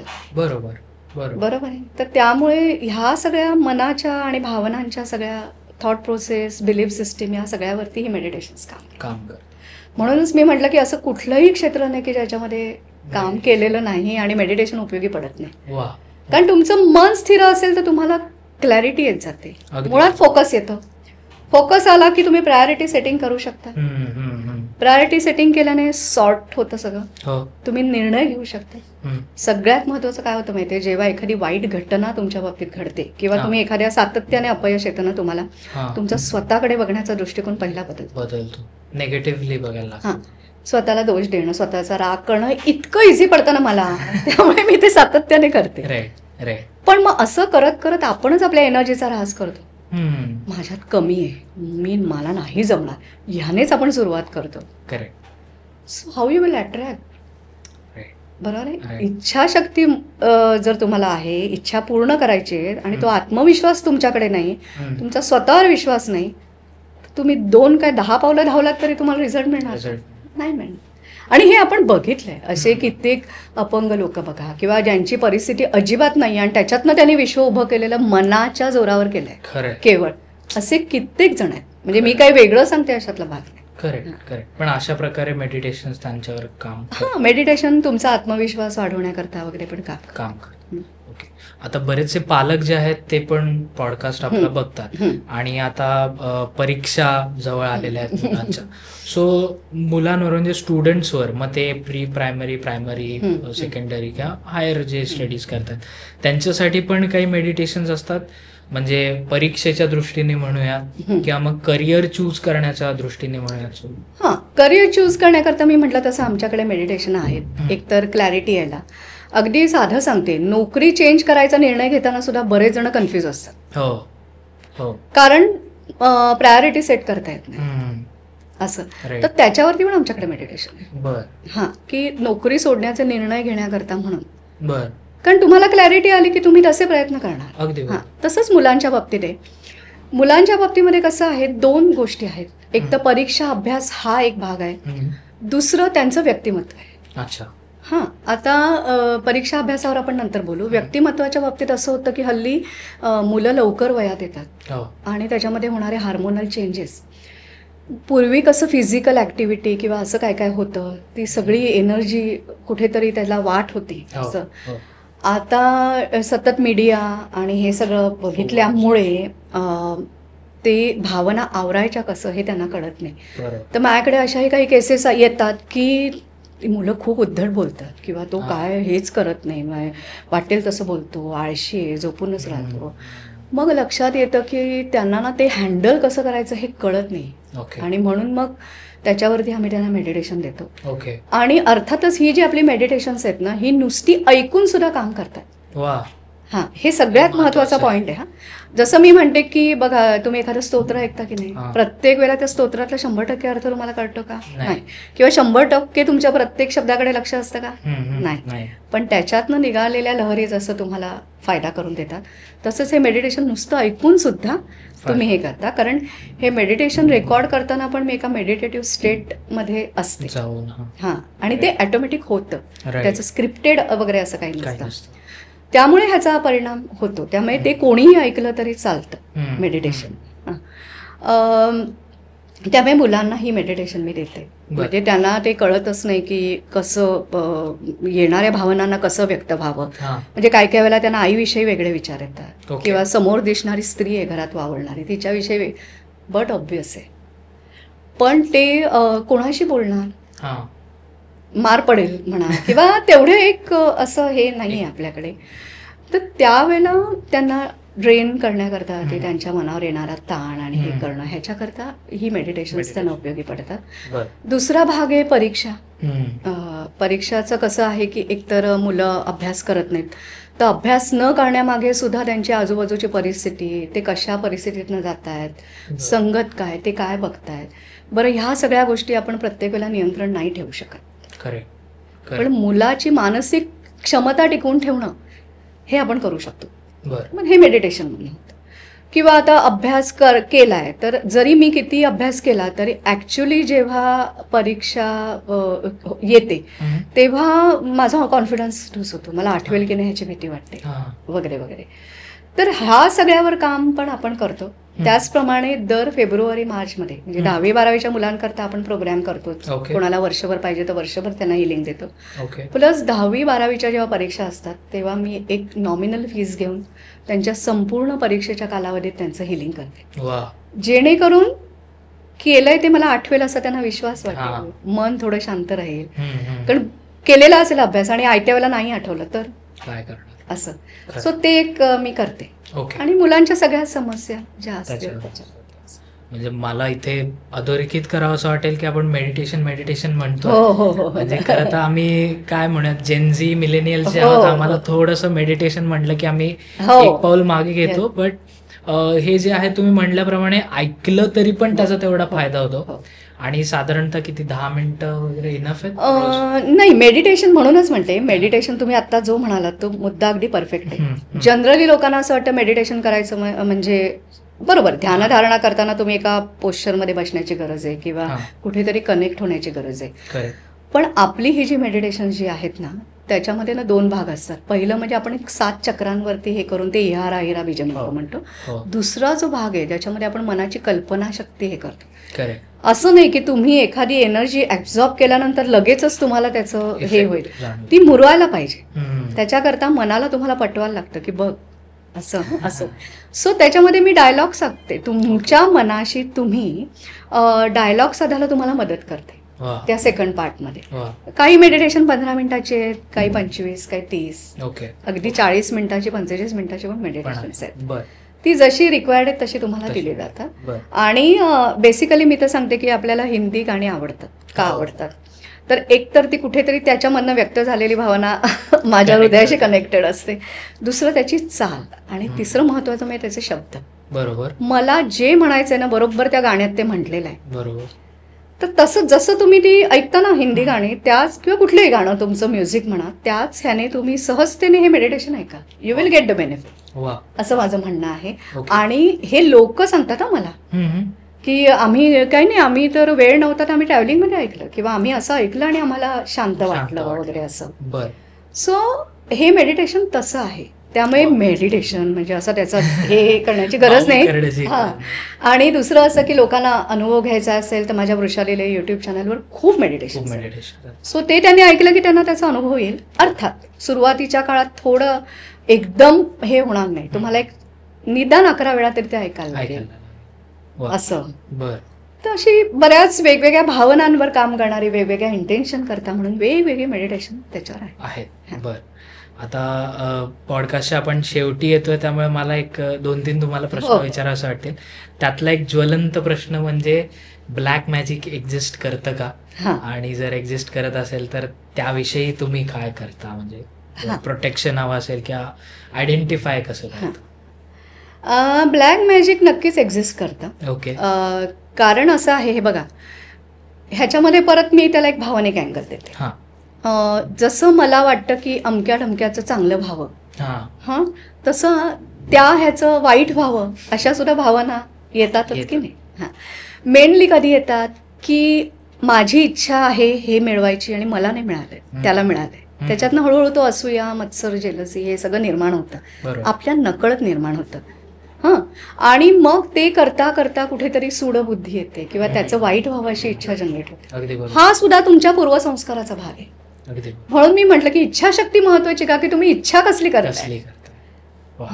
सो म्हणून ब्लॅक मॅजिक एक्झिस्ट आहे असं मी म्हणते, कारण ते वाईट पद्धतीने किंवा चुकीच्या पद्धतीने ती गोष्ट आपल्याकडे खेचून घेण्याचा प्रयत्न करतात, किंवा त्या व्यक्तीला नुकसान व्हावं असा प्रयत्न करतात. त्यांची पद्धत वेगळी असते. जसं आपण हिलिंग मधनं पॉझिटिव्ह ऊर्जा, पॉझिटिव्ह एनर्जी देतो मेडिटेशन मधनं, तसे ते वेगळ्या प्रकारे ती एनर्जी आपल्यावरती किंवा त्या ज्याला त्याच्यावर काम करायचंय त्याच्यावर टाकतात. मग ती एखादी जमीन असेल, एखादी वास्तू असेल, एखादी व्यक्ती असेल, त्याच्यावरती हे करण्याची क्रिया आहे. मग जशी आपली पॉझिटिव्ह एनर्जी त्या व्यक्तीपर्यंत जाऊन पोहोचते, तशा त्याही व्हायब्रेशन ज्या आपल्यापर्यंत येतात. अगदी बरोबर. सो हे आहेच असं. आणि मला तसं वाटतं ते सुद्धा पूर्वकर्मानुसार एखाद्या व्यक्तीकडनं आपल्याला तो तसा त्रास होणं हे सुद्धा आपलं काहीतरी एक डिव्हाइन प्लॅन नुसार असतं मे बी. सो त्याच्यावर ह्याने प्रोटेक्शन घेणं हा एक प्रकार आहे. किंवा शेवटी कसं असतं माहिती, जेव्हा एखादी लहान रेग आहे ती जर तुम्हाला त्याला हात न लावता मोठी करायची असेल तर तुम्ही खाली मोठी रेग, तसं त्या ब्लॅक मॅजिक अटॅकचा जर तुमच्यावर परिणाम व्हायला नको असेल तर तुमची मेंटल आणि फिजिकल स्ट्रेंथ वाढली पाहिजे. ती एनर्जी वाचवण्याचं काम किंवा ती एनर्जी हे करण्याचं काम मेडिटेशन आणि हिलिंगच्या मार्फत केलं जातं. आणि अशा पद्धतीने त्यांना कुठेतरी एक म्हणतो आपण तीव्रता कमी करणं त्या गोष्टीची.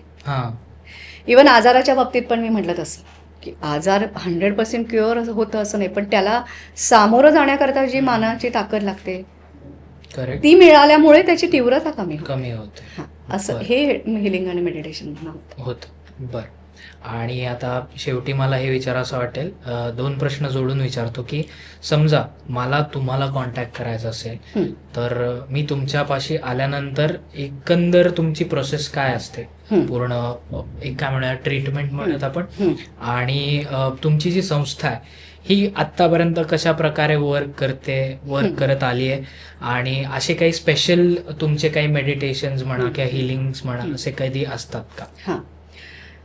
पहिला प्रश्न विचारला तुम्ही की प्रोसेस कशी असते, राईट. तर बेसिकली ना त्रिसूत्री आहे, म्हणजे ह्याला मी हिलिंग आणि मेडिटेशन प्रोग्राम असं नाव दिलंय. ओके. जो मी मगाशी म्हटल्याप्रमाणे 90 दिवसाचा असतो. करेक्ट. एखादा व्यक्ती जेव्हा माझ्याकडे येतो तेव्हा तो त्याच्या दृष्टिकोनातून मला त्याचा प्रॉब्लेम सांगतो. त्याने अनुभवलेलं काय काय आहे, मला असा त्रास झाला, असा झाला, असं झालं, असं झालं, हे सगळं तो त्याच्या दृष्टिकोनातून सांगतो. पण आपल्याला जेव्हा एखादी गोष्ट सॉल्व्ह करायची ना तेव्हा आपल्याला त्याच्या रूट कॉजमध्ये जायला पाहिजे. आणि तुम्हाला जर तुमच्या प्रश्नांची उत्तर तुम्ही हा प्रॉब्लेम फेस का करताय माहिती असतं तुम्ही माझ्याकडे आलात नसतं. करेक्ट. मग मला रूट कॉज पर्यंत पोहोचण्याकरता मी टॅरो रिडिंग हे माध्यम वापरते. टॅरो रिडिंग करते ह्याचं कारण असं आहे, जसं ॲस्ट्रॉलॉजी किंवा तुमची पत्रिका ही तुम्हाला सांगते अमक्या वर्षी असं होईल तसं होईल, तसं टॅरो रिडिंग तुम्हाला डीप नॉलेज देते. सो मला तुमच्या डीप पर्यंत पोचायचंय, अनकॉन्शियस माइंड मध्ये काय आहे हे बघायचंय.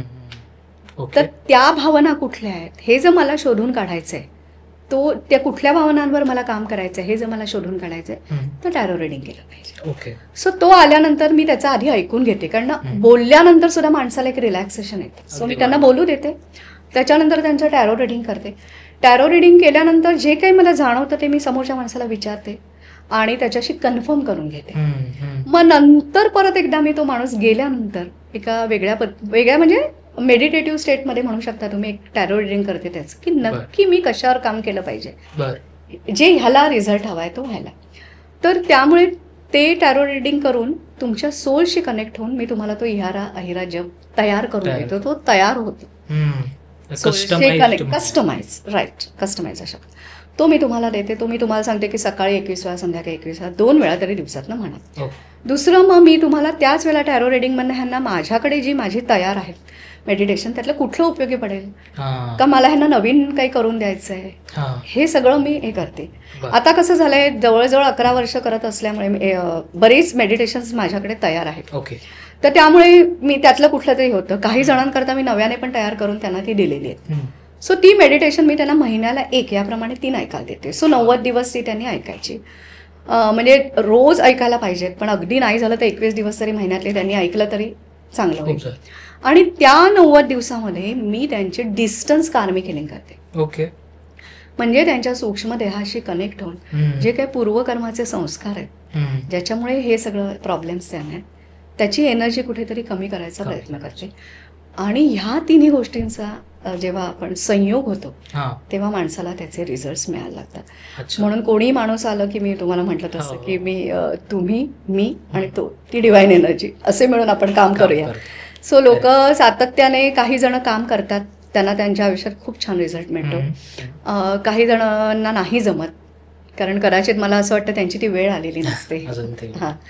आणि त्यामुळे काही जण असं पण म्हणतात कस्टमाइज चांडीला, राव ही भावना तुम्ही दिली पण ही काय मला जाणवत नाही, पण ती मला जाणवलेली असते सूक्ष्म रूपात.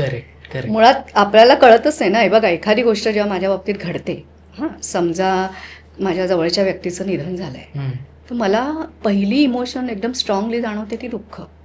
बरोबर. पण नुसतं दुःख नाही, तेव्हाच मला असहाय्य पण वाटतं, तेव्हा मला हेल्पलेस वाटतं, मला म्हणजे काय म्हणतात संताप पण होतो की असा कसा हा जाऊ शकतो, राग येतो, भीती वाटते माझ्या भविष्याची. सो एक घटना अनेक प्रकारच्या इमोशन निर्माण करतात. बरोबर. आणि त्याची काही जाणीव असते, काही इमोशन आपल्याला जाणवत पण अगदी. सो अशा पद्धतीने. आणि नंतर ते मी प्रोग्राम त्यांना आखून देते. आणि मग नंतर जनरली 7 हिलिंग झाल्यानंतर, डिस्टन्स हिलिंग झाल्यानंतर आमचा एक फोन असतो फॉलोअप, की तुम्हाला जाणवलंय का, नाही जाणवलंय का, काय जाणवलंय फरक, असं. मग 14 हिलिंग झाल्यावर परत एक हे असतं असं, आणि मग 21 हिलिंग झालं. जनरली कसं असतं की काही बाबतीमध्ये माणसं स्वतःहून येतात तर ते चांटिंग मेडिटेशन ऐकतात, त्यामुळे त्यांना रिझल्ट मिळू शकतो. जर एखादा व्यक्ती हे करत नसेल तर आपल्याला हिलिंग, डिस्टन्स हिलिंगचे सायकल रिपीट करायला लागतात. किंवा असं होतं की खूप डीप, खूप निगेटिव्ह एनर्जी आहे किंवा खूप खोलवर घाव झालेला आहे मनावर, तर तो हील व्हायला पण आपल्याला distance healing repeat cycles 21-21 repeat करायला लागतात, असं आहे. सो अशा पद्धतीने आम्ही काम करतो. आणि बेसिकली कसं आहे माहिती आहे, ह्याच्यामध्ये एनर्जीला स्वतःचा इंटेलिजन्स आहे. त्याच्यानंतर आपण तिला परफेक्ट इंटेन्शन देतो. 7 चक्रांवर काम करतो, सेल मेमरीवर काम करतो. आणि कार्मिक इश्यू पण त्याच वेळेला हील होतात. त्यामुळे हे जेव्हा एकत्र होतं तेव्हा ॲक्च्युली लोकांना रिझल्ट मिळायला सुरुवात होते. माझ्या समृद्धी एक भावना हे जे पुस्तक आहे त्याच्यात अनेक टेस्टिमोनियल्स लोकांनी दिली आहेत. किंवा माझं पहिलं पुस्तक जे प्रकाशित झालं 2017 हिलिंग एक प्रकाशवाट, त्याच्यामध्ये पण लोकांनी स्वतःहून टेस्टिमोनियल दिले आहेत. लोक पाठवत असतात की आम्हाला बरं वाटलं, शांत वाटलं असं वगैरे. तर लोकांना उपयोग झालेला आहे. आणि म्हणजे थोडक्यात सांगायचं तर ही अनुभव सिद्ध पद्धती आहे. म्हणजे मी असं नाही म्हणत की होईल, मी तर म्हणेन तुम्ही करा, अनुभव घ्या आणि मग तुमच्या ह्याला सांगा. भारावून बिरावून जाऊन येण्यापेक्षा बेटर तुम्ही मनाची तयारी करून या की मला ह्याच्यातनं बाहेर पडायचंय. सो ते सातत्य, पेशन्स तुम्ही ठेवा. अगदी बरोबर असं. सो अशा पद्धतीने आमचं काम आहे. आणि अर्थातच ही जी संस्था आहे तर एक तर माझं साधारण शुक्रवार महिन्याच्या 3ऱ्या शुक्रवार शनिवारमध्ये माझं एक लाईव्ह सेशन फ्री असतं, जे आत्तापैकी जे ऐकणार आहेत ते कोणीही ऐकू शकतात. माझ्या फेसबुकवरती त्याची लिंक असते, मी शेअर करत असते, म्हणजे गुगल मीटची लिंक. सो ते ऐकू शकतात. युट्यूब चॅनलवर बरीच मेडिटेशन्स आहेत, ते ऐकू शकतात. दुसरं असं मी मुलांचं मगाशी सांगितलं तसं फेब्रुवारी मार्चमध्ये. तिसरं असं की जेव्हा आपल्याकडे तो एक सुंदर सीझन आहे बघा, गणपती येतात, मग मध्ये पितृपक्ष आहे आणि मग नवरात्र, असं एक डिव्हाइन सुंदर वातावरण असतं त्याला. सो मूलाधार चक्र हे गणपतीशी निगडीत आहे. त्यामुळे जर त्या काळामध्ये आपण आपल्या मूलाधार चक्रावर काम केलं तर त्याचा आपल्याला सकारात्मक परिणाम मिळतो. सो त्याच्याकरता आमच्याकडे मूलाधार चक्रावरचं मेडिटेशन आहे, ते आम्ही लोकांना त्या काळात ऐकायला देतो. आणि एकदम नॉमिनल ह्याच्यामध्ये मी कार्मिक डिस्टन्स हिलिंग करते मूलाधार चक्राची ऊर्जा बॅलन्सिंग करण्याकरता. कारण मूलाधार चक्र हे तुमच्या स्मृतींचं केंद्र आहे. जे काही तुम्ही आणलेले आहेत पूर्वजन्माचे संस्कार आणि आतापर्यंत केलेल्या कर्मांचे जे काही संस्कार तुमच्या वृत्तीवर झालेत ते मूलाधार चक्रामध्ये सॅच्युरेट असतात. आणि तो बेस आहे सगळ्या चक्रांचा. त्यामुळे मूलाधार चक्र हे त्याची देवता गणपती आहे. त्यामुळे आपण गणपतीच्या काळामध्ये तशी म्हणजे नॉमिनल चार्जेस घेऊन हिलिंग आणि त्यांना चांट देऊन वगैरे असं करतो. दुसरं पितृपांडवड्यामध्ये आम्ही हिलिंग करतो. एक लाईव्ह सेशन मी घेते. प्लस अनेकांचे पितृदोष असतात किंवा काही हेरिडिटरी आलेले आजार, मेंटल, फिजिकल, फायनान्शियल, जे काही तुम्ही हेरिडिटरी आणलेलं आहे ज्याचा तुम्हाला त्रास होतोय, रिलेशनशिप इश्यू, त्या सगळ्यावरती मी डिस्टन्स हिलिंगने काम करते. त्यांना मेडिटेशन ऐकायला देते आणि एक लाईव्ह सेशन असतं. आणि त्या लाईव्ह सेशनमध्ये लोकांना खूप सुंदर अनुभव येतो, खूप सुंदर. म्हणजे अनेक लोक मांनी मला सांगितलंय की आम्हाला अरे ती आमची आजीशी आम्हाला बोलायचं हे वाटलं किंवा काय. आणि युट्यूबवरती पण ते पितृपक्षातलं एक मेडिटेशन आपलं आहे. प्लस मी लाईव्ह मेडिटेशन घेते. आणि जो कोण आपल्या प्रोग्राम करताना नोंदवतात त्यांना वेगळी आपली प्रत्येक चक्रावर काम करणारी मेडिटेशन पण ऐकायला मिळतं या 15 दिवसात. नंतर माहिती नवरात्र, तर आपली मनाची शक्ती, शरीराची शक्ती ह्याचा जागर करण्यासाठी त्याही वेळेला आम्ही एक स्पेशल तुमच्या मन सक्षम होण्याकरता म्हणून आम्ही हे करतो. हे सगळं नॉमिनल ह्याच्यामध्ये आपण करतो. सो असं आपण करतो. मुलांची काही आपण मेडिटेशन्स घेतो की जी काही कोणाला शक्य नसेल किंवा काय अशा पद्धतीने. सो अशा पद्धतीने काम चालू आहे. हिलिंग आणि मेडिटेशन हा अतिशय सेफ हे आहे. आणि मेन तुमच्या मनाची ताकद वाढते. त्यामुळे गंमत अशी की तुम्ही इंटेन्शन जरी आत्मविश्वास वाढवण्याकरता केलेला असेल तरी त्याचे फायदे तुम्हाला सगळ्या तुमच्या आयुष्याच्या याच्यावर मिळतात. म्हणजे एक उदाहरण दिलं, सगळे आस्पेक्ट तुमचे हे ऑटोमॅटिक तुम्ही वेगळे होतात, ट्रान्सफॉर्म होतात. सो असं आहे. तर असे बरेच उपक्रम आहेत. त्याच्यानंतर एक स्वास्थ्यम नावाचा उपक्रम आम्ही सुरू केलेला आहे. आमचीच मेंबर आहे निर्मल विसावचे फाउंडर मेंबर स्वाती जोशी म्हणून, ज्या 22 वर्ष योग शिक्षक आहेत आणि त्यांना लाईफ टाईम अचिव्हमेंट अवॉर्ड पण मिळालाय. सो योगाभ्यास हा सुद्धा शरीर आणि मनावर काम करतो. मेडिटेशन हे पण मन आणि शरीर या एनर्जीवर काम करतो. सो आम्ही आता सुरुवातीला डायबिटीसवरती हे केलेलं आहे.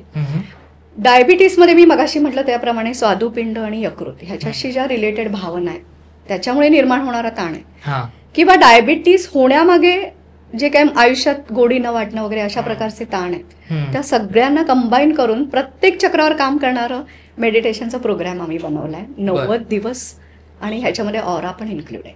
ऑरा पण आपण बॅलन्स करतो. सो असं 11 दिवस आपण देतो, असा 90 दिवसाचा प्रोग्राम. हे तुम्हाला जीमेल मधनं मिळतं. त्याच वेळेला डायबिटीस करता खास काम करणारी आसनं ह्याची लिंक पण तुम्हाला मिळते. सो तुम्हाला रात्री वेळ मिळतोय 2 वाजता, तेव्हा काही कोणी येणार नाही योग शिक्षक, तुम्ही ऑन करून ते बघू शकता. आणि आम्ही असं क्लेम करतो की म्हणजे तुमची ट्रीटमेंट थांबवा, तुम्ही काय करताय ते असं आम्हाला म्हणायचंच नाही. पण मेंटल आणि फिजिकल स्ट्रेंथ तुमची वाढेल, मनावरचा ताण निर्माण होईल, जेणेकरून डायबिटीज झाल्यामुळे निर्माण झालेला ताण आणि त्याच्या मागे असलेला ताण हा सगळा बॅलन्स होईल. ओके. असे पण स्वास्थ्य म्हणून आमचं हे, त्याच्यामध्ये आम्ही हळूहळू वेगवेगळे थायरॉइड बिरॉइड असं सगळं आणणार आहोत. तर डायबिटीसवर आम्ही आता म्हणजे एपिसोड रिलीज केलेला आहे की कसं असेल काय असेल. सो तसं आहे. सो स्वास्थ्यम हा एक उपक्रम मी सांगितला तुम्हाला मगाशी, स्वतेजा म्हणजे ब्युटी मेडिटेशन, संयुक्ता सांगितला ज्याच्यामधनं तुम्ही काय म्हणतात बिझनेस वुमन किंवा बिझनेसमन लोकांना आपण सगळ्या बाबतीमध्ये सपोर्ट देतो हिलिंग मेडिटेशन वगैरे मधनं. त्याचप्रमाणे स्वयंपूर्ण हा आपल्या मुलांकरता काम करणार आहे. ओके. असे आपले सगळे उपक्रम आहेत. आणि स्वानंदी हा माझा म्हणजे फूड रिलेटेड उपक्रम आहे. फूडवरती कॉन्सन्ट्रेट करायचं कारण असं की तुमच्या अन्नाच्या व्हायब्रेशन या तुमच्या विचारांवर काम करतो. सो स्वानंदी हा आमचा उपक्रम आहे. त्याचे आमच्या वेबसाईटवर गेलं की तुम्ही तिकडे आमचे पदार्थ दिसतील, ते आहेत. आणि अपकमिंग म्हणाल तर माझ्या सासूबाई, माझी आई ह्यांच्याकडनं जे वारशाने छान अशा रेसिपीज आमच्याकडे आलेल्या आहेत त्या आम्ही हॅपी हॅबिट्स या नावाने इंट्रोड्यूस करतोय. आणि 23 जानेवारीला आमचा जो काही स्थापना दिवस आहे त्या दिवशी आम्ही ते आमचा लोगो आणि हे सगळं हे बेसिकली हेच की चांगल्या व्हायब्रेशनमधनं निर्माण झालेलं अन्न चांगल्या क्वालिटीचं लोकांपर्यंत पोचावं, जेणेकरून ते अन्न त्यांच्या मेंटल फिजिकल ह्याच्यावर चांगला इफेक्ट त्यांना देईल. कारण तुम्ही जे खाता ती तुमची विचार पद्धती बनते असं आपण म्हणतो. सो जे मला जितकं काही करता येईल ही पॉझिटिव्ह ऊर्जा पोचवायला, त्याच्याकरता हे पण उपक्रम आम्ही आउट ऑफ द वे जाऊन थोडेसे राबवतो. पण विचार, मन, त्याच्या व्हायब्रेशन ह्याचा सर्वांगीण अभ्यास करून त्याच्यावर जास्तीत जास्त वेगवेगळ्या पद्धतीने तुमच्यापर्यंत पोचण्याचा एक प्रयत्न करतो मी, माझी टीम. हां. तर ताई, तुम्ही आमच्या पॉडकास्टवर आलात आणि एवढा वेळ दिलात त्याबद्दल थँक्यू सो मच. आणि आय एम शुअर आपल्या सगळ्या ऑडियन्सला आजचा एपिसोड खूप आवडला असेल. आणि मेडिटेशन रिलेटेड एक थोडंसं जे आम्हाला भीती वाटते ती भीती गेली, कारण की ऐकण्यामुळे पण खूप फायदे होतात हे आपल्या प्रोग्राममधून तर कळालेलंच आहे. प्लस तुम्हाला आजचा एक्सपिरियन्स कसा होता, कसं वाटलं? नाही, सुंदरच होता. कारण मला वाटतं की हे जास्तीत जास्त लोकांपर्यंत पोचावं आणि ती संधी मला तुमच्यामुळे मिळाली. त्यामुळे मी मनापासून तुमचे आभार मानते. थँक्यू. आणि आपण सगळे लिंक वगैरे देतोय, त्यामुळे यूट्यूब चॅनलवर जी मेडिटेशन्स आहेत ती ऐकून सगळ्यांनी त्याचा फायदा घ्यावा. मुलांकरता पण आपण टाकलंय आणि अजूनही फेब्रुवारी मार्चमध्ये टाकणार आहोत. त्यामुळे अनुभव हा घेतल्याशिवाय कळत नाही. तेवढं फक्त मी एक आव्हान सगळ्यांना मला वाटतं करावं असं की अनुभव यायला सुद्धा काही दिवस तुम्हाला ते ऐकायला लागेल. ते तुम्ही ऐका आणि तुमचे खूप खूप आभार. Thank you so much. आणि ताईंचं जे बुक आहे जे आपण आता पॉडकास्टमध्ये पण मेन्शन केलं त्याची लिंकसुद्धा डिस्क्रिप्शनमध्ये आहे, चॅनलची लिंक डिस्क्रिप्शनमध्ये. सो आय गेस 300पर्यंत तुमचे मेडिटेशन जे आहेत ते यूट्यूबवर अवेलेबल आहेत. सो तुम्ही जाऊन प्लीज एकदा व्हिजिट करा, ते चॅनल सबस्क्राईब करा. प्लस आता 23 तारखेला जे रेसिपी रिलेटेड चॅनल ऑलरेडी आलेलं आहे त्याची पण लिंक आहे, सो ते पण सबस्क्राईब करा. आणि आपल्या ऑडियन्ससाठी स्पेशली व्हॉट्सॲपची एक लिंक दिलेली आहे, व्हॉट्सॲप ग्रुपची. सो त्यावर तुम्ही जॉईन व्हा, म्हणजे तुम्हाला जे फ्री सेशन्स जे असतील ताईंचे ते तुम्ही अटेंड करू शकाल. सो ते सुद्धा जॉईन करा. आणि आता जाता मला तुम्हाला एक सांगावं वाटेल आहे की आमचं स्वीट टॉक्स एक रिच्युअल आहे की आम्ही पॉडकास्ट एंड करताना फिस्ट बंपने पॉडकास्ट एंड करतो आणि श्री स्वामी समर्थ. सो थँक्यू एकदा परत तुम्ही आलात आणि आपण पॉडकास्ट एंड करूया. श्री स्वामी समर्थ. थँक्यू. श्रीराम.